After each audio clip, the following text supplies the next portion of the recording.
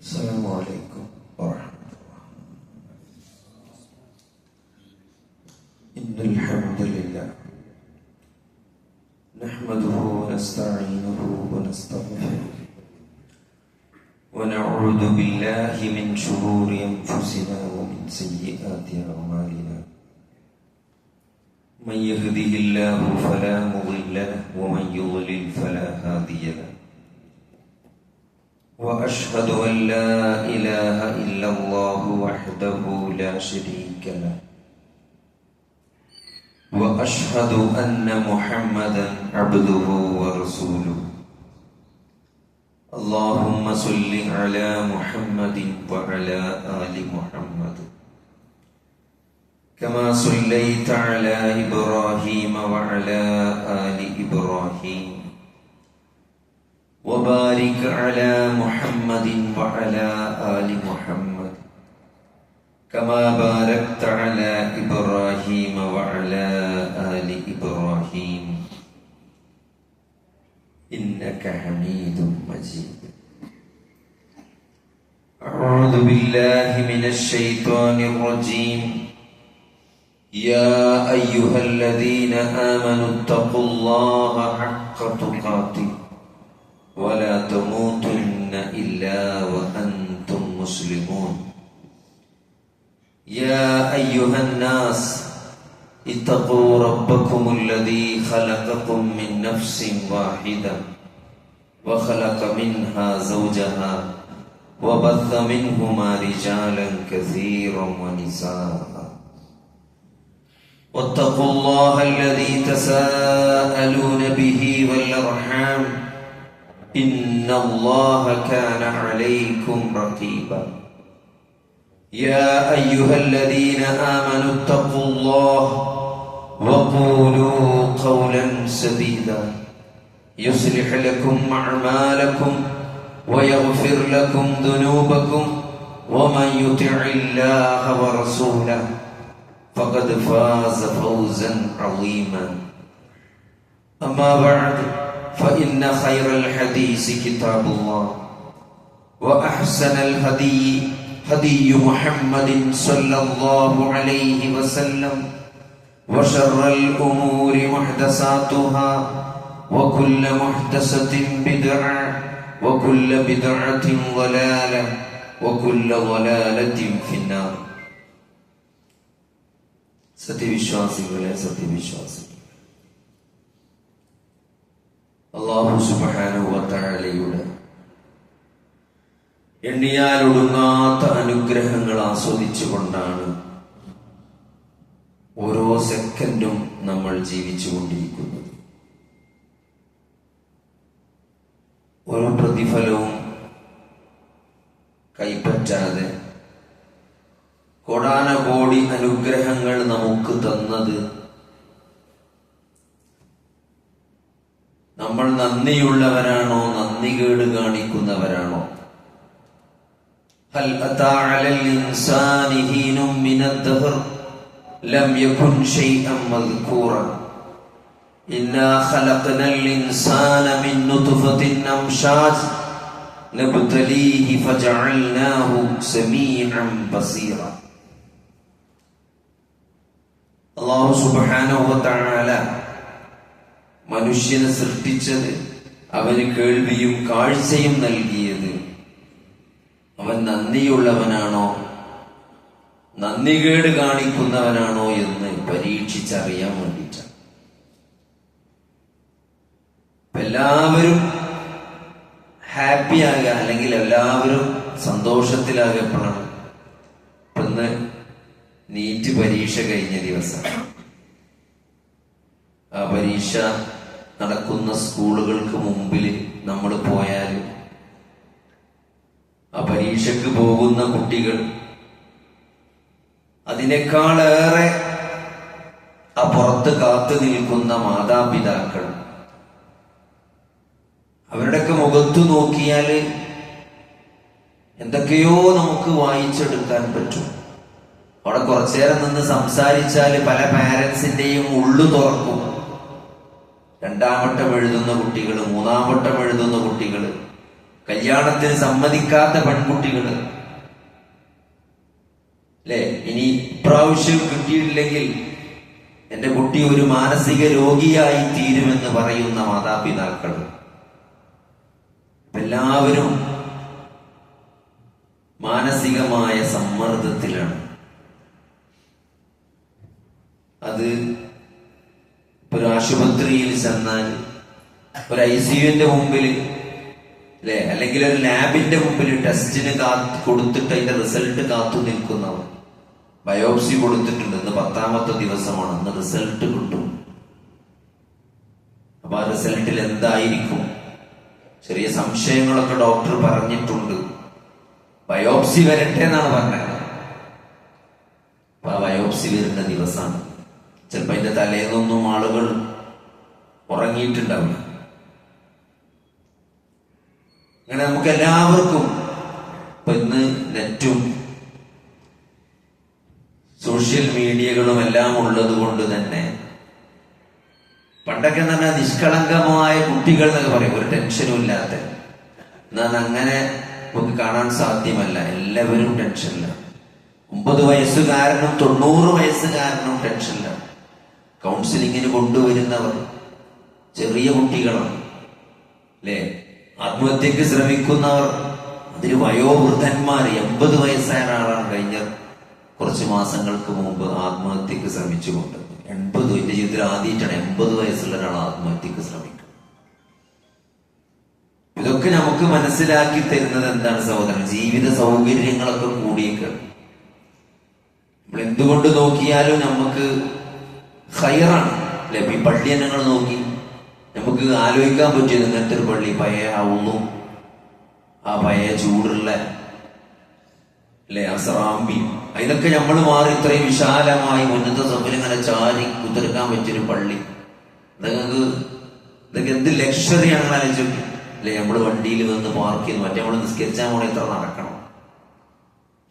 ദുനിയാവിന്റെ ഏതൊരവസ്ഥ നമ്മളെ കയ്യിലുള്ള ഫോണ് അല്ലെ, ആ നോക്കിയ ഫോണ് പോയി നമുക്ക് ലൈവായിട്ട് മക്കളോട്, ഗൾഫിലെ മക്കളോട് സംസാരിക്കാം അല്ലെ. പണ്ടൊക്കെ വട്ടട്ട് ഇങ്ങനെ തിരിഞ്ഞിരുന്നു, ഇപ്പൊ ഒരു തിരിച്ചിലുമില്ല. 5G ആണ്, ബ്രോഡ്ബാൻഡ് ആണ്, എല്ലാ വീട്ടിലും കോവിഡിന് ശേഷം ഇന്റർനെറ്റാണ്. അപ്പൊ എന്ത് നമ്മുടെ ദുനിയാവിന്റെ ഏത് മാനദണ്ഡങ്ങൾ എടുത്ത് പരിശോധിച്ചാലും നമ്മൾക്ക് മെച്ചം. അത് നമ്മുടെ സമ്പത്താകട്ടെ, വരുമാനമാകട്ടെ, നമ്മുടെ ജീവിത സാഹചര്യങ്ങളാകട്ടെ, നിലവാരമാകട്ടെ. പക്ഷെ സമ്മർദ്ദങ്ങളും മാനസിക പ്രയാസങ്ങളും പരിശോധിച്ചാൽ അത് കൂടി വരും. അതെന്തുകൊണ്ടാണ് സംഭവിക്കുന്നത്? ജീവിതത്തിന് കൃത്യമായ ഒരു ലക്ഷ്യമുണ്ട്. എന്തിനു വേണ്ടിയാണ് ഈ ജീവിതം? എന്തിനാണ് അല്ലാഹു മനുഷ്യനെ സൃഷ്ടിച്ചത്? എന്താണ് അല്ലാഹു സുബ്ഹാനഹു വ തആല വേദഗ്രന്ഥങ്ങളിലൂടെ നമ്മളെ പഠിപ്പിച്ചത്? പ്രവാചകന്മാരിലൂടെ. വിശുദ്ധ ഖുർആൻ നമ്മൾ ഒരു ആവർത്തി ഓതുമ്പോൾ എത്രയോ തലമുറകളിലൂടെ അല്ലെ, ആദം നബി അലൈഹിസ്സലാം മുതൽ, ആദ്യ മനുഷ്യനായ ആദം നബി അലൈഹിസ്സലാം മുതൽ അവസാനത്തെ പ്രവാചകനായ മുഹമ്മദ് നബി സല്ലല്ലാഹു അലൈഹി വസല്ലമയുടെ ജീവിതത്തിൽ സംഭവിച്ച സംഭവ ബഹുലമായ പ്രവാചകന്മാരുടെ ചരിത്രങ്ങളിലൂടെ, ജീവിതങ്ങളിലൂടെ, അവർ അനുഭവിച്ച ജീവിതത്തിലെ പച്ചയായ യാഥാർത്ഥ്യങ്ങളിലൂടെ, ജീവിതത്തിന്റെ കഠിനമായ പരീക്ഷണങ്ങളിലൂടെയൊക്കെ വിശുദ്ധ ഖുർആൻ നമ്മളങ്ങനെ കൊണ്ടുപോകണം. എന്തിനാണ് സഹോദരങ്ങളെ ഇതൊക്കെ? അല്ലാഹു ഇത്രയും വർഷങ്ങൾക്ക് ഇപ്പുറത്തു നിൽക്കുന്ന ഈ 21ാം നൂറ്റാണ്ടിൽ ജീവിക്കുന്ന നമ്മളോട് എന്തിനാണ് ആദിന്റെ സമൂഹത്തിന്റെ സ്വാലിഹ് നബിയുടെ ഒട്ടകത്തിന്റെ മൂസാ അലൈഹിസ്സലാമിന്റെ ആ ജനത മൂസാ നബിയോട് കാട്ടിയ നന്ദികേടിന്റെ, ഇബ്രാഹിം നബി അലൈഹിസ്സലാമിന്റെ പിതാവിന്റെ, അയ്യൂബ് നബിയുടെ ലോകത്തിന്റെ ചരിത്രം, ഇതൊക്കെ എന്തിനാണ് സഹോദരങ്ങളെ? ഇത്രയും വ്യക്തമായും ശക്തമായും താക്കീതുകളോടും സന്തോഷ വാർത്തകളോടും കൂടെ കൃത്യമായിട്ട് അല്ലാഹു നമ്മളെ എന്തിനാണ് പഠിപ്പിക്കുന്നത്? എന്തിനാണ് ഇത് അറിയിച്ചു തന്നത്? എന്തിനാണ് പണ്ഡിതന്മാർ വളരെ വ്യക്തമായി ഇതൊക്കെ വിശദീകരിച്ചു തന്നത്? അല്ലെ, ഓരോ ആയത്തും നമ്മൾ ഓരോ ആയത്ത് പഠിക്കുമ്പോഴും, ഓരോ ആയത്ത് കേൾക്കുമ്പോഴും, ഓരോ തഫ്സീർ വായിക്കുമ്പോഴും ലോകത്തിലെ വ്യത്യസ്ത തരങ്ങളായ തഫ്സീറുകളുണ്ട്. നമുക്ക് വായിച്ചാൽ ഒരു പുരുഷായുസ് കൊണ്ട് നിങ്ങൾ വായിച്ചാൽ തീരാത്തത്ര ഖുർആനിന്റെ തഫ്സീറുകൾ രചിക്കപ്പെട്ടിട്ടുണ്ട്. ഇമാം തൊബരിസ്ഥാനുകാരനായ ഇമാം തൊബരി, അദ്ദേഹം അറബിയല്ല, അനറബിയായ തൊബരി എഴുതിയ ഏറ്റവും പ്രസിദ്ധമായ തഫ്സീർ അല്ലെ. അദ്ദേഹം ഒരു ദിവസം തന്റെ ബാഗ്ദാദിലെ ജീവിതത്തിൽ അദ്ദേഹത്തെ പറ്റി പറയുന്നത് കാണാം. ഒരു ദിവസം അദ്ദേഹം അന്നത്തെ കാലത്ത് തന്നെ എത്രയോ പേജുകൾ എഴുതിയിട്ടുണ്ട്. 40 പേജൊക്കെ എഴുതിയിട്ടുണ്ട് ഒരു ദിവസം. ആലോചിക്കി, 40 വർഷത്തോളം ഒരു ദിവസം 40 പേജ് എന്ന് നിങ്ങൾ ആലോചിക്കി. പേനല്ലാത്ത കാലത്താണ് അല്ലെ. മഷിയില് മുക്കിയിട്ട് കമ്പ് കൊണ്ട് എഴുതുക. നമുക്ക് എഴുതാൻ പോയിട്ട് വോയിസ് ഇട്ടാ മതി. വോയിസ് ടൈപ്പ് ചെയ്തിട്ട് ടെക്സ്റ്റ് ആയിട്ട് വരും. അതിന് പോലും അങ്ങനല്ല, ആ ഒരു കാലത്ത് അത്രയും എഴുതി അല്ലെ. തഫ്സീർ ഖുർആനിന്റെ വിശദീകരണം എഴുതി, അറബി അല്ലാതിരുന്ന ആള്.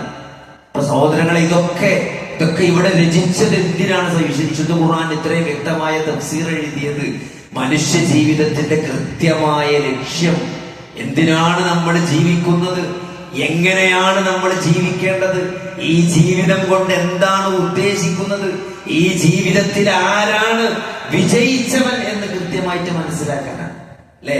അൽ കഹ്ഫിലെ ഗുഹാവാസികളെ 309 വർഷമാണ് ഉറക്കിയത്. 309 വർഷം ഉറക്കിയിട്ട് അവരാ ഉറക്കത്തിൽ നിന്ന് എഴുന്നേറ്റ് വന്നിട്ട് നമ്മുടെ സാധാരണഗതിയിൽ നമ്മൾ ആലോചിക്കും, നമ്മളൊന്ന് കുറച്ചധികം സമയം ഉറങ്ങിപ്പോയി, നമ്മൾ നീച്ചാൽ നമുക്ക് ആകെ ബത്തപ്പാടേ കാലം. എത്ര നേരം ഉറങ്ങി പഠിച്ചോനെ, നിസ്കാരം തെറ്റിയോ അല്ലേ, എന്താ ഞാൻ എവിടെയാണ്, എന്തായി, കള്ളം കയറിയോ, എന്താ അപ്പുറപ്പുറത്ത് നോക്കും, സമയം നോക്കും, ആകെ സ്ഥലകാല ബോധമില്ലാതെ നമ്മളാകെ ബേജാറാകും അല്ലേ. എന്നാൽ സഹോദരങ്ങളെ, അവര് ആ 309 വർഷം കഴിഞ്ഞിട്ട് അവര് എണീറ്റിട്ട് എന്താണ് ചെയ്തത്? ആദ്യം എന്താണ് ചെയ്തത്? നമ്മൾ എത്ര ദിവസമാണ് അതിന് കഴിഞ്ഞുകൂട്ടിയത് അല്ലെ. നിങ്ങളൊന്ന് പുറത്തു പോയി നോക്കി. എന്താണ് അവര് പരസ്പരം പറഞ്ഞത്?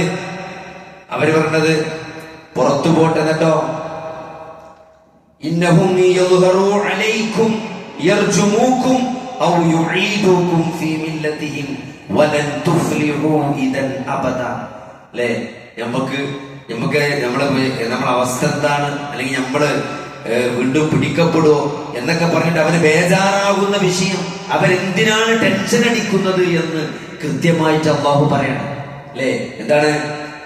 ഇന്നഹും, നീ അങ്ങാടിയിലേക്ക് പോകാൻ വേണ്ടി പറയണം, നിങ്ങൾ പുറത്തു പോവുക, കുറച്ച് ആൾക്കാർ എന്താണ് പുറത്തു പോയിട്ട് ഭക്ഷണം കൊണ്ടുവരട്ടെ, എന്നിട്ട് അവരെ സൂക്ഷിക്കണം. കാരണം എന്താണ്? ഈ യദ്ഹറു അലൈക്കും, നിങ്ങളെപ്പറ്റി അവർക്ക് വിവരം കിട്ടിയാൽ, നിങ്ങൾ വെളിപ്പെട്ടാൽ എന്ത് ചെയ്യും? യർജുമൂക്കും, നിങ്ങളെ അവർ കല്ലെറിഞ്ഞു കൊല്ലും. ഔ യുഈദുക്കും, അല്ലെങ്കിൽ നിങ്ങളെ അവർ എന്ത് ചെയ്യും?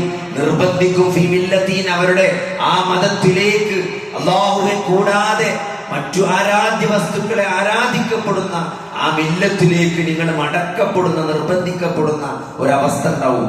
വലൻ തുഫ്ലിഹു അബദ, അങ്ങനെ സംഭവിച്ചാൽ ഒരിക്കലും എന്ത് ചെയ്യൂല? വിജയിക്കൂല. അപ്പൊ അതാകണം സഹോദരങ്ങളെ നമ്മളെ ബേജാറ്. ഈ ജീവിതം എന്നതൊരു പരീക്ഷണമാണ്. നിങ്ങളാലോചിക്കി, ഒരു പരീക്ഷണത്തിന് വേണ്ടി മാത്രമാണ് അള്ളാഹു മനുഷ്യനെ ഭൂമിയിലേക്ക് അയച്ചിട്ടുള്ളത് അല്ലെ. നിങ്ങൾ ഭൂമിയിൽ ഒരു വഴിയാത്രക്കാരനെ പോലെ ആകണമെന്നാണ്. നീറ്റ് കിട്ടുകയോ കിട്ടാതിരിക്കുകയോ ചെയ്യാം. നീറ്റ് കിട്ടിയത് കൊണ്ട് നമ്മൾ ജീവിതത്തിൽ വിജയിച്ചു എന്ന് പറയാൻ സാധ്യമല്ല. നീറ്റ് കിട്ടാതെ പോയി എന്നതുകൊണ്ട് നമ്മുടെ ജീവിതത്തിൽ പരാജയപ്പെട്ടു എന്ന് പറയാൻ സാധ്യമല്ല. ജീവിതത്തിന്റെ വിജയവും പരാജയവും നിർണയിക്കുന്നത് എന്താണ്? അത് അല്ലാഹുവിന് നന്ദി കാണിക്കുക എന്നതാണ്. നമ്മളെ സൃഷ്ടിച്ച് ഘട്ടം ഘട്ടമായി വളർത്തിക്കൊണ്ടുവന്ന ആ റബ്ബിന്റെ കൽപ്പനകള് നമ്മൾ ജീവിതത്തിൽ എത്ര പ്രാധാന്യം നൽകിയിട്ടുണ്ട്, അത് നമ്മൾ എത്രത്തോളം അനുസരിച്ചിട്ടുണ്ട്, ആ അല്ലാഹു വിരോധിച്ച കാര്യങ്ങളിൽ നിന്ന് നമ്മൾ എത്രത്തോളം വിട്ടുനിന്നിട്ടുണ്ട്, ആ അല്ലാഹുവിനും റസൂലിനും നമ്മൾ ജീവിതത്തിൽ കൊടുത്ത വില എന്താണ്, നമ്മൾ ജീവിതം കൊണ്ട് ആ അല്ലാഹുവിനോടും റസൂലിനോടും സ്വീകരിച്ച നിലപാട് എന്താണ്, അത് മാത്രമാണ് ജീവിതത്തിലെ പരീക്ഷണം. ഇവിടെ ഇപ്പൊ ഓരോ കാര്യം, ഒരാള് നമ്മളെ മുമ്പിലേക്ക് അല്ലെ ഒരു പ്രയാസം ഉണ്ടായി, ഒരാള് ആക്സിഡന്റായി മരിക്കുന്നതോടുകൂടി സഹോദരങ്ങളെ അയാൾക്കുള്ള പരീക്ഷണമാണ്. കാരണം അയാൾ തിരിച്ചു വിളിക്കപ്പെട്ടു, അയാളുടെ കർമ്മരേഖകൾ അടക്കപ്പെടുകയാണ്, അയാൾക്ക് അമല് ചെയ്യാൻ പിന്നെ അനുവാദമില്ല, അയാളുടെ കർമ്മരേഖ ക്ലോസ് ആയി, അത് സീല് വെക്കപ്പെട്ടു. സഹോദരങ്ങളെ, ഇനി അയാളെ കാത്തു നിൽക്കുന്നത് വലിയൊരു ഖബർസ്ഥാനിൽ ചെന്നിട്ട് എത്ര ആളുകളാണ് ആ ഖബർസ്ഥാനിൽ കിടക്കുന്നത്. ഒരു കാലഘട്ടത്തെ നിയന്ത്രിച്ച അല്ലെ, ഒരു കാലഘട്ടത്തിൽ ഓരോ നാട്ടിലെയും വലിയ വലിയ പ്രമാണിമാരായിരുന്ന ആളുകൾ, മുറ്റത്ത് വന്ന ആളുകൾ പ്രശ്നം തീർക്കാൻ വേണ്ടി ആ പ്രമാണിയുടെ മുറ്റത്തിൽ വന്നിരുന്ന അങ്ങനെ പ്രമാണിമാരായി ജീവിച്ച ആ എത്രയോ ഓരോ കാലഘട്ടത്തിലെയും പ്രമാണിമാരാണ് നമ്മൾ ഈ ഖബർസ്ഥാനിൽ കിടന്നുറങ്ങുന്നത്. ഈ ഒരാളെ പേര് നിങ്ങൾ ജീവിതത്തിൽ നിങ്ങൾ എന്ന് ആലോചിച്ചിട്ട് ഈ കഴിഞ്ഞ ഈ ഒരു കാലഘട്ടത്തിൽ ഇവിടെ അടുത്തതല്ല, നിങ്ങളെ ഓർമ്മയുള്ള ഏതെങ്കിലും ഒരു കാലത്ത് നിങ്ങൾക്ക് അറിയുന്ന ഏതെങ്കിലും ഒരാളുടെ പേര് നിങ്ങൾക്ക് പറയാൻ പറ്റുമോ? ഒരു ധനാഢ്യന്റെ പേര്, ലോക ചരിത്രത്തെ സ്വാധീനിച്ച ഒരു സമ്പത്തുള്ള ആളുടെ പേര്, എന്താ പറയാ, ഇപ്പൊ നമ്മൾ അംബാനി അദാനി എന്നൊക്കെ പറയല്ലോ, അതൊക്കെ നമ്മൾ ഇപ്പൊ കേട്ട പേരുകളാണ്. എന്നാൽ കുറച്ച് അവർക്ക് മുമ്പുള്ള ഒരു കാലഘട്ടത്തിലെ ഏതെങ്കിലും പൈസക്കാരുടെ പേര് നിങ്ങൾക്ക് പറയാൻ പറ്റൂ? പറ്റുന്നകാർക്കെങ്കിലും ഓർമ്മ ഉണ്ടോ? എന്തുകൊണ്ടില്ല സഹോദരങ്ങളെ? കാരണം അവർ ചരിത്രത്തിൽ ഒരു സ്വാധീനവും ചെലുത്തിയിട്ടില്ല. അതുകൊണ്ടാണ് നമുക്ക് ഓർമ്മല്ലാത്തത്. എന്നിട്ട് നമ്മളിങ്ങനെ കേൾക്കുന്നു, നമുക്കൊരു ശേഷം അദാനി ആരായിച്ച അംബാനി ആരായിച്ച ആർക്കും ഓർമ്മ ഉണ്ടാവില്ല. നമുക്ക് ആകെ അറിയാവും, നല്ലൊരു മൊലാളിന്റെ പേര് പറയാൻ പറഞ്ഞ നമുക്ക് ആകെ അറിയാം കാറൂന്റെ പേര് മാത്രമേ ഉള്ളൂ. കാരണം കാറൂന് അള്ളാഹു ഖുർആനിൽ പറഞ്ഞുകൊണ്ട് മാത്രമാണ് അറിയാം.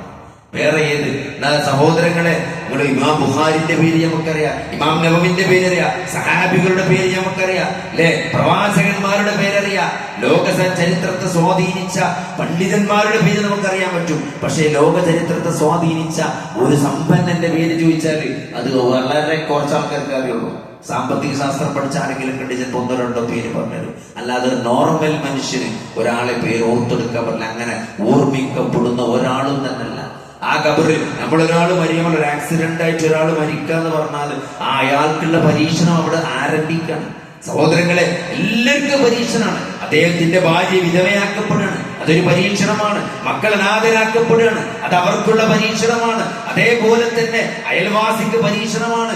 ഒരു വിധവയും അനാഥയും അയൽവാസിയായിട്ടാ ഉണ്ടാകും, ആ മഹല്യവാസികൾക്ക് അത് പരീക്ഷണമാണ് അല്ലെ. അപ്പൊ ഈ ജീവിതം എന്നത് മുഴുവനും പരീക്ഷണമാണ് എന്ന ഒരു ശരിയായ തിരിച്ചറിവ് സഹോദരങ്ങളെ, അത് ജീവിതത്തിൽ ഉണ്ടാകുക എന്നുള്ളതാണ് ഏറ്റവും വലിയ ഒരു അനുഗ്രഹം. ആ ഒരു കാഴ്ചപ്പാടും തിരിച്ചറിവും നമുക്ക് നേടാൻ സാധിച്ചാൽ അതാണ് ജീവിതത്തിലെ ഏറ്റവും വലിയ വിജയം. അത് കിട്ടാതിരിക്കുമ്പോഴാണ്, ആ തിരിച്ചറിവില്ലാതിരിക്കുമ്പോൾ എല്ലാ പ്രശ്നങ്ങളും പ്രതിസന്ധികളിലും തട്ടി എല്ലാം ദുനിയാവിന്റെ പ്രശ്നങ്ങൾ ആലോചിച്ച് നോക്കി. നിങ്ങള് എന്താണ് നബി സല്ലല്ലാഹു അലൈഹി വസല്ലം പറയാണ്, നിങ്ങൾ ഈ ദുനിയാവിൽ ഒരു വഴിയാത്രക്കാരനെ പോലെയാകണമെന്നാണ്. ഒരു വഴിയാത്രക്കാരനെ പോലെ ചോദിക്കി. ഒരു 2 ദിവസം നമ്മൾ ഒരു സ്ഥലത്തേക്ക് ഒരു പേപ്പർ ശരിയാക്കാൻ വേണ്ടി തിരുവനന്തപുരത്തേക്ക് പോയിട്ട് നമ്മളവിടെ സെക്രട്ടേറിയറ്റിനടുത്ത് റൂം എടുത്ത് നമ്മൾ നിന്നാല് ആ റൂമിലെ പെയിന്റിനെ പറ്റി നമ്മൾ ചർച്ച ചെയ്യൂലല്ലോ അല്ലെ. റൂമിന്റെ പെയിന്റ് ചോപ്പ എന്താ നമ്മളത് മാറ്റിയിട്ട് ആളെ കൊണ്ടുവന്നത് വെള്ളാക്കുവോ? നമുക്ക് ഇഷ്ടപ്പെടാത്ത പെയിന്റ് ആണെങ്കിൽ മാറ്റിയടിച്ചോ? നമ്മൾ അസ്വസ്ഥത പ്രകടിപ്പിച്ചാൽ തന്നെ നമ്മുടെ കൂടെ ഉള്ള ആളെന്താ പറയാ, 2 ദിവസമല്ലേ അഡ്ജസ്റ്റ് ചെയ്യാൻ അല്ലെ, ഒരു 2 ദിവസമല്ലേ ഉള്ളൂ, അഡ്ജസ്റ്റ് ചെയ്യും. കഴിഞ്ഞാൽ നമ്മളിവിടുന്ന് പോകില്ല. ഇതിനെ നമ്മൾ നോക്കേണ്ട കാര്യം എന്താ, അവിടുത്തെ ടാപ്പ് വർക്ക് ചെയ്യണില്ല അല്ലെ, അതൊക്കെ പറഞ്ഞ് ശരിയാകണില്ലെങ്കിലും അതിനെപ്പറ്റി കൂടുതൽ നമ്മൾ പരാതിപ്പെടാൻ നോക്കൂല. സഹോദരങ്ങൾ, അതാണ് ദുനിയാവ്. ദുനിയാവിൽ നിങ്ങൾ അങ്ങനെയാകണമെന്നാണ്. ഈ ദുനിയാവിൽ വഞ്ചിതനാകരുത്. ഈ ദുനിയാവ് നമ്മുടെ പരീക്ഷണത്തിന്റെ വേദിയാണ്. ഈ പരീക്ഷണത്തിന്റെ വേദിയാണ്. അള്ളാഹുവിന്റെ റസൂല് ദരിദ്രനായിട്ടാണ് ജീവിച്ചത് അല്ലെ. അള്ളാഹുവിന്റെ റസൂല് പ്രവാചകന്മാരാണ് ഏറ്റവും കൂടുതൽ പരീക്ഷണത്തിന് വിധേയരായ ആളുകൾ. ആലോചിക്ക്, ഏറ്റവും കൂടുതൽ പരീക്ഷണത്തിന് വിധേയരായത് പ്രവാചകന്മാരാണ്. നബി സല്ലല്ലാഹു അലൈഹി വസല്ലമ തന്റെ 7 മക്കളിൽ 6 സ്വന്തം കൈകൊണ്ട് മറവ് ചെയ്ത പ്രവാചകനാണ്. ഒരാൾക്ക് ആലിക്കാൻ പറ്റുമോ? ജീവിച്ചിരിക്കുമ്പോൾ നമ്മുടെ മക്കളെ ഖബറിലേക്ക് ഇറക്കി വെക്കേണ്ടി വരിക എന്ന് പറഞ്ഞാൽ അതൊക്കെ വേറെ ഫീലിങ്സ് ആണ്. അതൊക്കെ അത് ഇറക്കി വെച്ചൊക്കെ അത് പറയാൻ പറ്റും, പറഞ്ഞാൽ മനസ്സിലാവുള്ളൂ. അങ്ങനെ 6 മക്കളെ ഖബറിലേക്ക് ഇറക്കി വെച്ച ഒരു മനുഷ്യനെയാണ് മുഹമ്മദ് നബി സല്ലല്ലാഹു അലൈഹി വസല്ലമ എന്ന ലോകത്തിലെ ഏറ്റവും കൂടുതൽ പ്രതിസന്ധികൾ ഏറ്റുവാങ്ങിയ പ്രവാചകൻ. അതുകൊണ്ട് സഹോദരനായ ചൊല്ലി, അതുകൊണ്ട് പരീക്ഷണങ്ങൾ ജീവിതത്തിൽ വരിക എന്ന് പറഞ്ഞാൽ അതൊരു പ്രയാസമായി കാണേണ്ടതില്ല. അത് അല്ലാഹുവിന്റെ സ്നേഹമായിട്ടാണ്. പരീക്ഷണങ്ങൾ ഏറ്റവും കൂടുതൽ ഏറ്റുവാങ്ങിയവർ അമ്പിയാക്കന്മാരാണ്, പ്രവാചകന്മാരാണ്. ഓരോ പ്രവാചകന്മാരുടെയും ചരിത്രം നോക്കിയാൽ മതി. അവരുടെ ജനനം, അവരുടെ ബാല്യകാലം, അതൊക്കെ പ്രയാസങ്ങൾ നിറഞ്ഞതാണ്. മൂസാ നബി അലൈഹിസ്സലാം, അല്ലെ, ഈസാ നബി അലൈഹിസ്സലാം, അതേപോലെ തന്നെ നബി സല്ലല്ലാഹു അലൈഹി വസല്ലമ, ഇബ്രാഹിം നബി അലൈഹിസ്സലാം, ഈ പറഞ്ഞ പ്രവാചകന്മാരെല്ലാവരും തന്നെ പ്രവാചകന്മാരിൽ ഏറ്റവും മുന്നിൽ നിൽക്കുന്ന, ഉന്നതരായി നിൽക്കുന്ന അമ്പിയാക്കന്മാരെ മുഴുവൻ പരിശോധിച്ചാൽ അവരുടെ ജീവിതങ്ങളൊക്കെ യാതനകളും വേദനകളും പ്രതിസന്ധികളും നിറഞ്ഞതായിരുന്നു.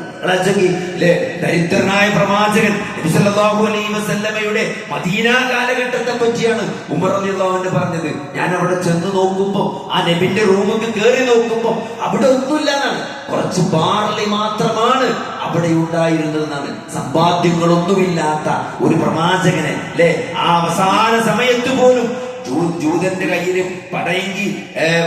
പണയം വെച്ച് വാങ്ങിയ കാശ് കൊണ്ട് വാങ്ങിയ കുറച്ച് ഭക്ഷണമാണ് നബി സല്ലല്ലാഹു അലൈഹി വസല്ലമയുടെ വയറ്റിലുണ്ടായിരുന്നതെന്നാണ്. പല ദിവസങ്ങളിലും അവിടെ പട്ടിണിയായിരുന്നു എന്നാണ്. ആടിന്റെ കുളമ്പൊക്കെ വെള്ളത്തിലിട്ട് മാസങ്ങളോളം കഴിച്ചിരുന്നു എന്ന് നമുക്ക് ചരിത്രത്തിൽ കാണാൻ സാധിക്കും. തുടർച്ചയായി 3 ദിവസം അവിടെ ഭക്ഷണം ഉണ്ടായിരുന്നില്ല എന്ന് ചരിത്രത്തിൽ ആയിഷ റളിയല്ലാഹു അൻഹ പറഞ്ഞതായിട്ട് നമുക്ക് കാണാൻ സാധിക്കും. പക്ഷെ നമുക്ക് അന്ന് അവിടെ ചോദിക്കേണ്ട ആയിഷ ബീവിയോട്, അന്ന് അവിടെ വിളക്ക് കത്തിച്ചിരുന്നില്ല എന്നാണ്. വിളക്ക്, അതായത് അബൂബക്കർ സിദ്ദീഖ് റളിയല്ലാഹുവിന്റെ വീട്ടിൽ നിന്ന് ഒരു ആടിന്റെ ഒരു ഇറച്ചിന്റെ ഒരു കഷ്ണം കൊണ്ടുവന്നു, അല്ലെ. അപ്പോ ഞാനും നബിയും കൂടി അത് മാറി മാറി നേരം മുഴുക്കോളന്ന് മുറിച്ചു എന്നാണ്. ഞാൻ മുറിക്കും, പിന്നെ നബി മുറിക്കും. അപ്പോ ഇത് കേട്ട ആള് ചോദിക്കാണ്, താബി പണ്ഡിതൻ ചോദിക്കാണ്, അന്ന് അന്ന് അവിടെ വിളക്കുണ്ടായിരുന്നില്ല എന്നാണ്. അപ്പൊ അവര് പറഞ്ഞ മറുപടി തരോ, വിളക്കിലൊഴിക്കാൻ എണ്ണയുണ്ടായിരുന്നെങ്കിൽ അത് കറി വെച്ച് കൂട്ടുമായിരുന്നു എന്നാണ്. അന്ന് കറി വെക്കാൻ പോലും, അല്ലെങ്കിൽ വിളക്കിലൊഴിക്കാൻ പോലും എണ്ണയില്ലാത്ത ഒരു പ്രവാചക ചരിത്രത്തെയാണ്, ഒരു പ്രവാചക ജീവിതത്തെയാണ് അള്ളാഹു നമുക്ക് മാതൃകയാക്കി കാണിച്ചത്. ആ ഒരു പ്രവാചകനിലാണ് നമുക്ക് മാതൃകയുണ്ട് എന്ന് പറഞ്ഞത്. അതുകൊണ്ട് സഹോദരങ്ങളെ, ജീവിതത്തിൽ എന്തെങ്കിലും നഷ്ടപ്പെട്ടു എന്നതുകൊണ്ടോ, എന്തെങ്കിലും നേടിയില്ല എന്നതുകൊണ്ടോ, വിചാരിച്ച ദുനിയാവിന്റെ വിഭവങ്ങൾ സമാഹരിക്കാൻ സാധിച്ചില്ല എന്നതുകൊണ്ട് സഹോദരങ്ങളെ ജീവിതം മടുത്തു എന്നോ, ജീവിതം പരാജയമാണോ എന്ന് നമ്മൾ വിധിയെഴുതരുത്. നമ്മൾ അല്ലാഹുവിൽ നമ്മുടെ ജീവിതത്തിൽ അനുഭവിക്കുന്ന ഓരോ പ്രതിസന്ധിക്കും, മാനസികമായും ശാരീരികമായും നമ്മൾ അനുഭവിക്കുന്ന എല്ലാ പ്രയാസങ്ങൾക്കും നമുക്ക് കണ്ണുനീര് വന്നിട്ടുണ്ടെങ്കിൽ, പരീക്ഷണങ്ങളിൽ നമുക്ക് കണ്ണീരുച്ചിട്ടുണ്ടെങ്കിൽ സഹോദരങ്ങളെ, അതൊന്നും വെറുതെ ആവില്ല. അതൊക്കെ പടച്ചോൻ നാളെ ക്ഷമിച്ചിട്ടുണ്ടെങ്കിൽ പടച്ചോൻ അത് വലിയ പ്രതിഫലം നമുക്ക് നൽകുമെന്നാണ്. അതുകൊണ്ട് കൃത്യമായിട്ട് എന്തിനാണ് ഈ ജീവിതം? ഇത് ജീവിതം എന്നത്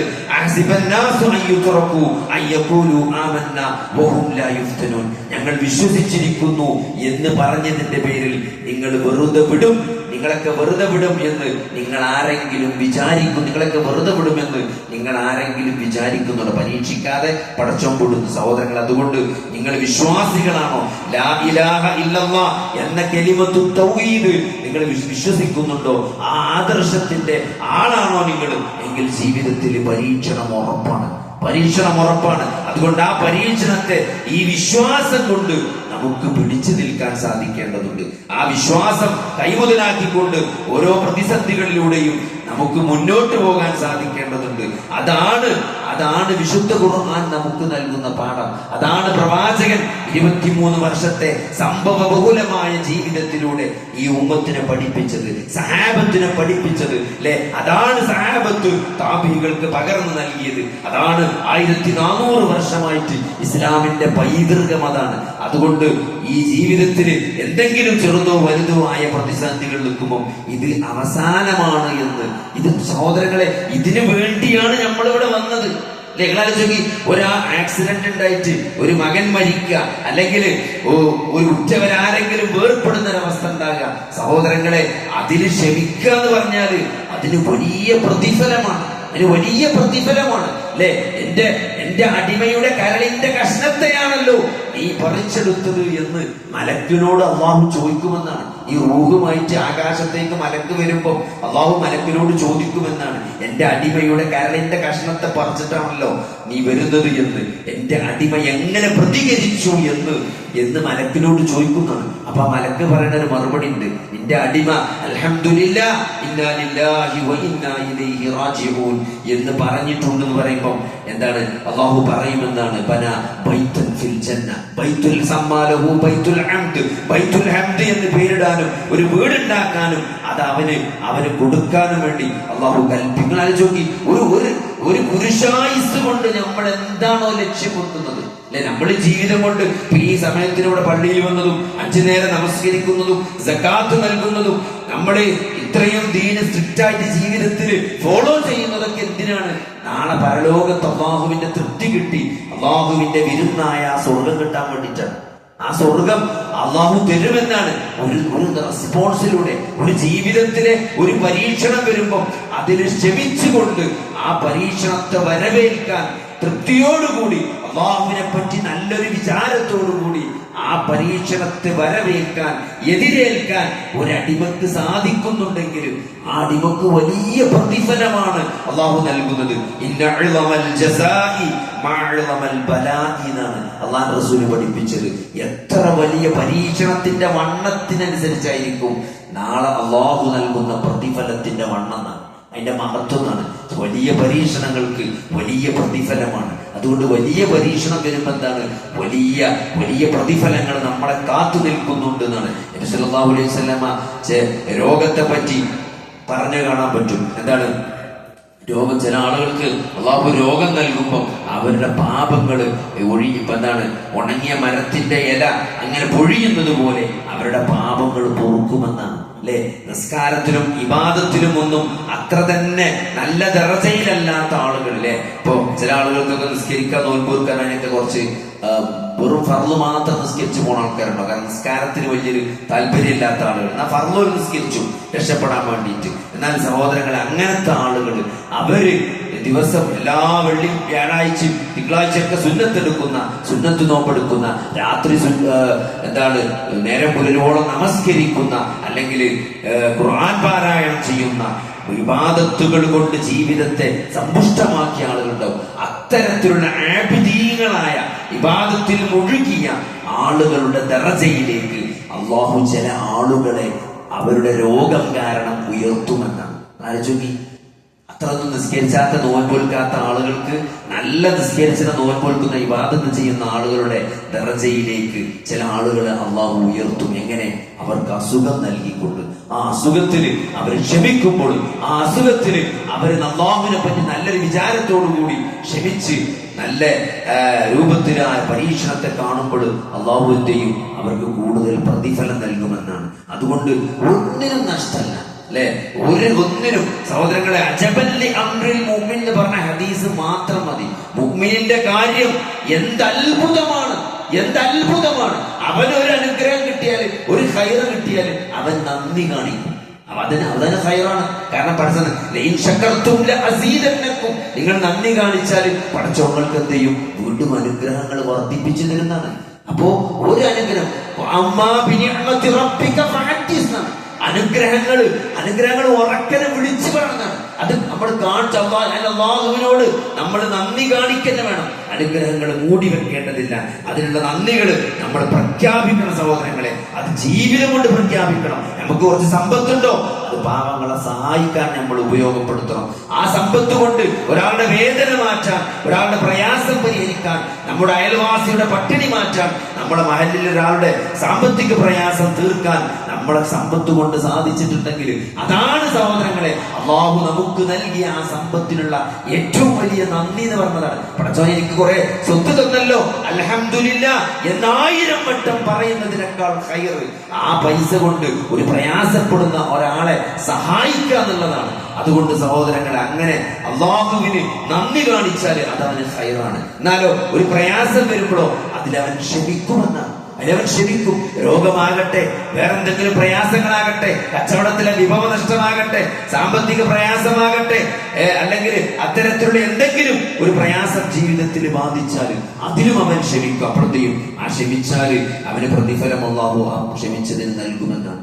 അപ്പോഴും അതും അവന് ഖൈറാണ്. അല്ലാതെ എങ്ങനെ വന്നാലും വിശ്വാസിക്ക് ഖൈറാണ്. അവന് പോസിറ്റീവ് ആയാലും നെഗറ്റീവ് ആയാലും, ഒരു പ്രയാസം ഉണ്ടായാലും ഒരു സുഖം ഉണ്ടായാലും, ഒരു ദുഃഖം ഉണ്ടായാലും ഒരു സന്തോഷം ഉണ്ടായാലും, അല്ലെ, രണ്ടും അവനെന്താണ്? അവന് ഖൈറാണ്. സുഖത്തിൽ അവനെന്ത് ചെയ്യും? അള്ളാഹുവിന് നന്ദി കാണിക്കും. നമ്മൾ എപ്പോഴും ഒരു പ്രതിസന്ധി വരുമ്പോഴാണ് ഏറ്റവും കൂടുതലായിട്ട് ആളുകൾ പടച്ചോണ്ട് കൊടുക്കുക. ഒരു വിശ്വാസി അങ്ങനെ ആകരുത്. നമ്മൾ പ്രയാസം ഉണ്ടാവുമ്പോഴും പ്രയാസം ഇല്ലാത്ത സമയത്തും നമ്മൾ അല്ലാഹുവുമായിട്ട് നല്ലൊരു ബന്ധം ഉണ്ടാകണം. പ്രയാസം വരുമ്പോ മാത്രം പടച്ചോനെ ഓർക്കുക എന്നുള്ളത് അത് കുറച്ചും കൂടി കുറഞ്ഞ ഈമാന്റെ അവസ്ഥയാണ്. അതും ആ ഒരവസ്ഥയിലും അല്ലാഹുവിനെ ആലോചിക്കാത്ത ആൾക്കാരെ പറ്റി നിങ്ങൾ ആലോചിച്ചെങ്കിൽ അത് വല്ലാത്ത ഒരു പരീക്ഷണത്തിൽ ഒരാൾ തകരുക എന്ന് പറഞ്ഞതാണ്.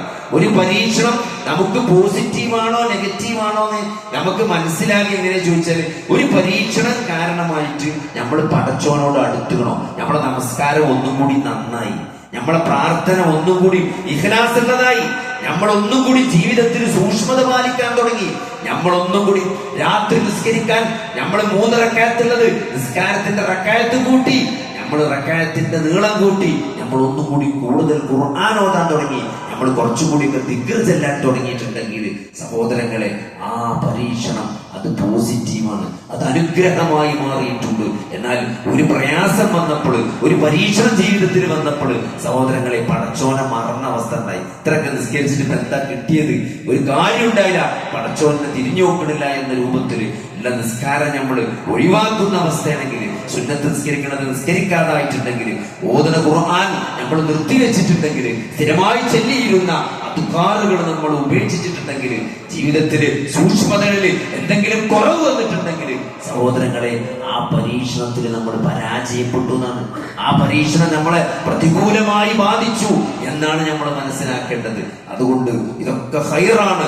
ജീവിതത്തിൽ അയ്യൂബ് നബി അലൈഹിസ്സലാമിന്റെ അസുഖം വന്ന് കുടുംബമൊക്കെ, ആ അസുഖം കാരണം കുടുംബം വരെ നഷ്ടപ്പെടുന്ന ആ ഒരു അവസ്ഥ ഉണ്ടായി. അതേപോലെ തന്നെ സഹോദരങ്ങളെ, മറിയം ബീവി അല്ലേ, ഈസാ അലൈഹിസ്സലാമിന്റെ ഉമ്മയായ മറിയം, അവർക്ക് വലിയ പരീക്ഷണമാണ്. ഒരു വ്യഭിചാര ആരോപണം എന്ന് പറയുന്നത്, പിതാവില്ലാതെ ഒരു ആണിന്റെ സ്പർശനമില്ലാത്ത ഒരു കുട്ടി ഉണ്ടാവുക. ജീവിതത്തിൽ എത്രയും വലിയ ഒരു ശുദ്ധിയുള്ള ഏറ്റവും നല്ല അറിയപ്പെടുന്ന ഒരു സ്ത്രീയെ കുറിച്ച് അങ്ങനെ അപവാദം പറയേണ്ടി വരുന്ന ഒരു സാഹചര്യം എങ്ങനെയാണ് ഫേസ് ചെയ്യാൻ? അത്രയും പരീക്ഷണങ്ങളിലൂടെയാണ് അവർ കടന്നുപോയി. യൂസുഫ് നബി അലൈഹിസ്സലാം സ്വന്തം സഹോദരങ്ങളാൽ വഞ്ചിക്കപ്പെടുന്ന അവസ്ഥ ഉണ്ടായി അല്ലെ. യാക്കൂബ് നബിയെ സംബന്ധിച്ചിടത്തോളം അവിടെ അങ്ങേയറ്റം സ്നേഹിച്ചിരുന്ന ആ മക്കള് നഷ്ടപ്പെടുന്ന ഒരവസ്ഥ.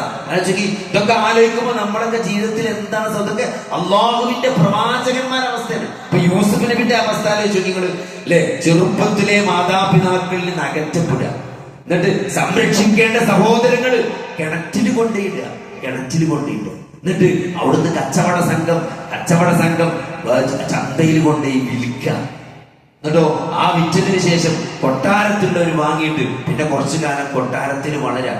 എന്തൊക്കെ സൗകര്യങ്ങൾ ഉണ്ടെങ്കിലും നിങ്ങൾ ആലോചിച്ച്, ഒരു മാതാവാരാണ്, പിതാവാരാണ്, അല്ലെങ്കിൽ മാതാവും പിതാവും നഷ്ടപ്പെട്ട് നമ്മൾ എന്ത് സൗഭാഗ്യത്തിന് ജീവിച്ചാലും സഹോദരങ്ങളെ, അതൊക്കെ ജീവിതത്തിന്റെ ഓരോ ഘട്ടങ്ങളാണ് അല്ലെ. അത് കഴിഞ്ഞിട്ട് ഒരു യുവാവായി വരുമ്പോൾ ലൈംഗിക ആരോപണത്തിന്റെ പേരിൽ, അത് ആരെയും ആലോചിക്കണം, സംരക്ഷണം നൽകിയ ആളുടെ ഭാര്യയുമായിട്ടുള്ള അവിഹിത ബന്ധം ആരോപിച്ചുകൊണ്ട് ജയിലിലടക്കപ്പെടുക. ചെയ്യാത്ത കുറ്റത്തിന്, ഏറ്റവും മോശമായ കുറ്റത്തിന് ജയിലിലടക്കപ്പെടുക. അതും ഒന്നും രണ്ടല്ല, നീണ്ട വർഷങ്ങളോളം ഒരു യുവത്വം ജയിലിൽ കിടക്കണം അല്ലെ. ഒരു ബാല്യം, ഒരു ശൈശവം, ഒരു ബാല്യം, ഒരു കൗമാരം, ഒരു യുവത്വം, ഇതൊക്കെ കഴിഞ്ഞിട്ട് വീണ്ടും തിരിച്ച് അല്ലാഹു സുബ്ഹാനഹു വ തആല ആ മാതാപിതാക്കളിലേക്ക് മടക്കണം. ഒരു പുരുഷായുസ്സാണ് സഹോദരങ്ങളെ. നമ്മളിങ്ങനെ ആലോചിച്ചാൽ ഒരു പുരുഷായുസ് മുഴുവൻ നഷ്ടപ്പെടുകയാണ് ചെയ്യുന്നത്. അതൊക്കെ എന്താണ്? അതൊക്കെ അല്ലാഹു നമുക്ക്, ഇതൊക്കെ എപ്പോഴാണ്? ഇതൊക്കെ നബി സല്ലല്ലാഹു അലൈഹി വസല്ലമക്ക് മക്ക കാലഘട്ടത്തിൽ പ്രബോധനം നടത്തുമ്പോൾ കുടുംബക്കാർ തെറി വിളിക്കാണ്. കുടുംബക്കാര് മാനസികമായി അകലെയാണ്. കുടുംബക്കാര് തന്നെ നബി സല്ലല്ലാഹു അലൈഹി വസല്ലമയെ ശാരീരികവും മാനസികവുമായി പീഡിപ്പിക്കുമ്പോൾ ആരാണ് നബി? ആ കുടുംബത്തിൽ നാട്ടിലെ എല്ലാവർക്കും ഇഷ്ടപ്പെട്ടിരുന്ന, എല്ലാവരുടെയും കണ്ണിലുണ്ണിയായ ആ പ്രവാചകനെയാണ് അല്ലമീൻ എന്ന് വിളിച്ച നാവ് കൊണ്ടാണ് വ്യാജവാദി, കള്ളവാദി, സിഹിർ വാദിച്ചവൻ എന്ന് വിളിക്കുന്നത്. ആ നാവ് കൊണ്ടാണ്, അതേ നാവ് കൊണ്ടാണ് ആളുകൾ വിളിക്കുന്നത്. എന്തുകൊണ്ട്? ലാ ഇലാഹ ഇല്ലല്ലാഹ് പറഞ്ഞതിന്റെ പേരിൽ അല്ലെ? അത്രയും വലിയൊരു മാനസിക പീഡനം സ്വന്തം നാട്ടുകാരും കുടുംബക്കാരും എതിർക്കുന്ന, ആക്ഷേപിക്കുന്ന, കല്ലെറിയുന്ന ഒരവസ്ഥയിലേക്ക് അല്ലാഹുവിന്റെ റസൂൽ വന്നപ്പോൾ നബി സല്ലല്ലാഹു അലൈഹി വസല്ലമയുടെ മനസ്സ് വിഷമിച്ചു, മനസ്സ് നൊമ്പരപ്പെട്ടു. ആ മനസ്സിന്റെ മുറിവുണക്കാനാണ് സൂറത്ത് യൂസുഫ് ഇറങ്ങിയത്. പ്രവാചകരെ, താങ്കൾ മാത്രമല്ല, താങ്കൾക്ക് മുമ്പും പ്രവാചകന്മാർ വലിയ മാനസികമായ പിരിമുറുക്കത്തിലൂടെ, സംഘർഷങ്ങളിലൂടെ കടന്നുപോയിട്ടുണ്ട്. യാക്കൂബ് നബി അനുഭവിച്ച മാനസിക സംഘർഷത്തിലായിരിക്കും അല്ലെ? തന്റെ മക്കള്, തന്റെ മൂത്ത മക്കള് ഇളയ മകനെ കൊണ്ടുപോവുക, അപായപ്പെടുത്തി എന്ന് സംശയിക്കുക, ഒരു മകൻ നഷ്ടപ്പെടുക, മറ്റൊരവസ്ഥയിൽ രണ്ടാമത്തെ മകൻ നഷ്ടപ്പെടുക അല്ലെ?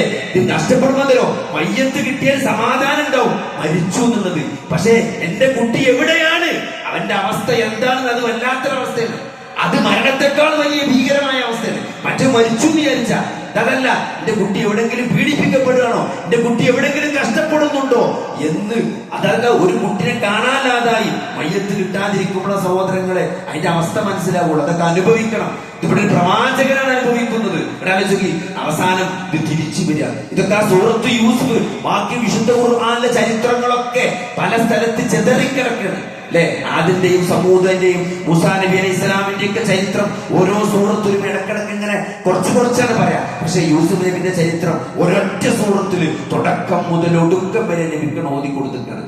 നബിയെ ബേജാറാകണ്ട, ഇതിനേക്കാളൊക്കെ മാനസിക സംഘർഷത്തിലൂടെ കഴിഞ്ഞുപോയ പ്രവാചകന്മാര് ഇവിടെ കഴിഞ്ഞു പോയിട്ടുണ്ട്. ഇതൊന്നും നിങ്ങൾ വിഷമിക്കണ്ട, അവസാനം വിജയം വരും. അതൊക്കെ പടച്ചോൻ ഒന്നാക്കി 11 മക്കളെ മുമ്പ് കൊണ്ടേ സുജൂദ് ചെയ്ത് പടച്ചോൻ കാണിച്ചു കൊടുത്തിട്ടുണ്ട് സത്യം. അതുകൊണ്ട് ഇതൊന്നും പടച്ചോനിൽ പ്രയാസമല്ല. ഇവരൊക്കെ തിരിച്ച് കാലിന്റെ അടിയിലേക്ക് വരുന്ന, ഈ മക്കൾ കീഴ്പ്പെടുന്ന വലിയൊരു വിജയം വരാനുണ്ട് എന്ന് നബി സല്ലല്ലാഹു അലൈഹി വസല്ലമയെ ആശ്വസിപ്പിക്കുകയാണ് സൂറത്ത് യൂസുഫിലൂടെ. സഹോദരങ്ങളെ, ഇതൊക്കെ നബിക്ക് മാത്രമല്ല, ഓരോ വിശ്വാസിയുടെ ജീവിതത്തിൽ വലിയ വെളിച്ചമാണ് അല്ലെ?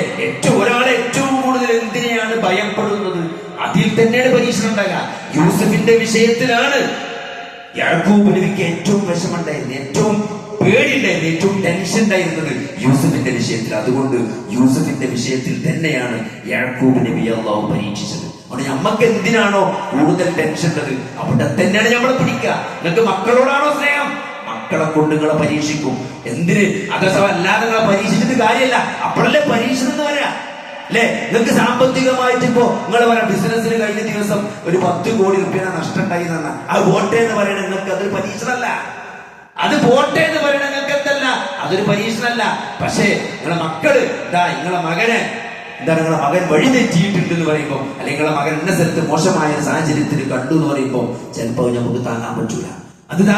കാരണം അതായിരിക്കും നമുക്കുള്ള പരീക്ഷണം. അതുകൊണ്ട് സഹോദരങ്ങളെ, സ്വത്തും സന്താനങ്ങളും ഇതൊക്കെ പരീക്ഷണമാണ്. ഇതൊക്കെ ദുനിയാവിൽ അല്ലാഹു നിങ്ങൾക്ക് എന്തൊക്കെ നൽകിയിട്ടുണ്ടോ ഇതൊന്നും നമ്മളാരും ചോദിച്ചിട്ട് തന്നതല്ല അല്ലെ? നമ്മളെന്തെങ്കിലും ഒരു മഹത്വം കൊണ്ട് തന്നതല്ല അല്ലെ? നമ്മൾ ചില ആൾക്കാരൊക്കെ എന്തല്ലോ എന്നെ പഠിച്ചോ, അതൊക്കെ ജൂതന്മാരെ വിശ്വാസമാണ്. എന്നെ പഠിച്ചോൻ കൊടുക്കൂല, എന്നെ പഠിച്ചോൻ നരകത്തിലൂടൂല എന്നൊക്കെ. എണ്ണപ്പെട്ട ദിവസങ്ങളിലല്ലാതെ ഞങ്ങളെ നരകം ബാധിക്കൂല എന്ന്. അതൊക്കെ അവരെ വിശ്വാസമാണ്. സഹോദരങ്ങളെ, നമ്മൾ നല്ലോണം പേടിക്കണം. നമ്മൾ പേടിക്കേണ്ടത് ദുനിയാവിലെ വിഭവങ്ങളുടെ ഏറ്റക്കുറച്ചിലല്ല, നമ്മളെ ദീന് നഷ്ടപ്പെടും.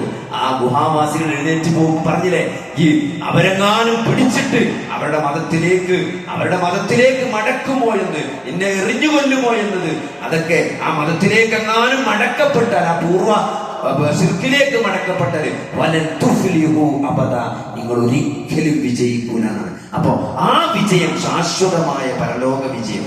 എന്ത് ക്യാൻസർ ആണെങ്കിലും അതിന് എൻഡ് ഉണ്ടല്ലോ അല്ലെ? ഇപ്പൊ ക്യാൻസറുള്ള രോഗിയെ സംബന്ധിച്ചിടത്തോളം മരണം എന്നൊരു പ്രതീക്ഷയാണ്. പ്രതീക്ഷ എന്ന് പറയുമ്പോൾ നമുക്ക് പ്രയാസമില്ലാത്തതുകൊണ്ടാണ്.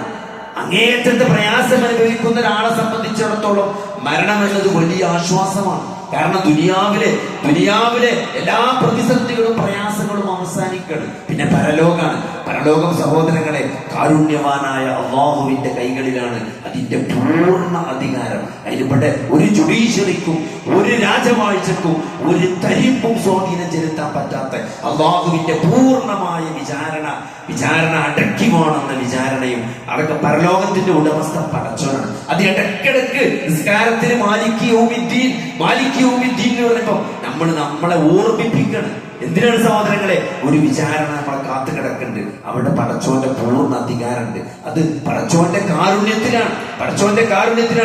അല്ലാഹുവിന്റെ റസൂൽ സല്ലല്ലാഹു അലൈഹി വസല്ലമ ഖുർആൻ ഓതുമ്പോൾ നബി സല്ലല്ലാഹു അലൈഹി വസല്ലമ രണ്ടായത്തുകൾ സൂറത്തു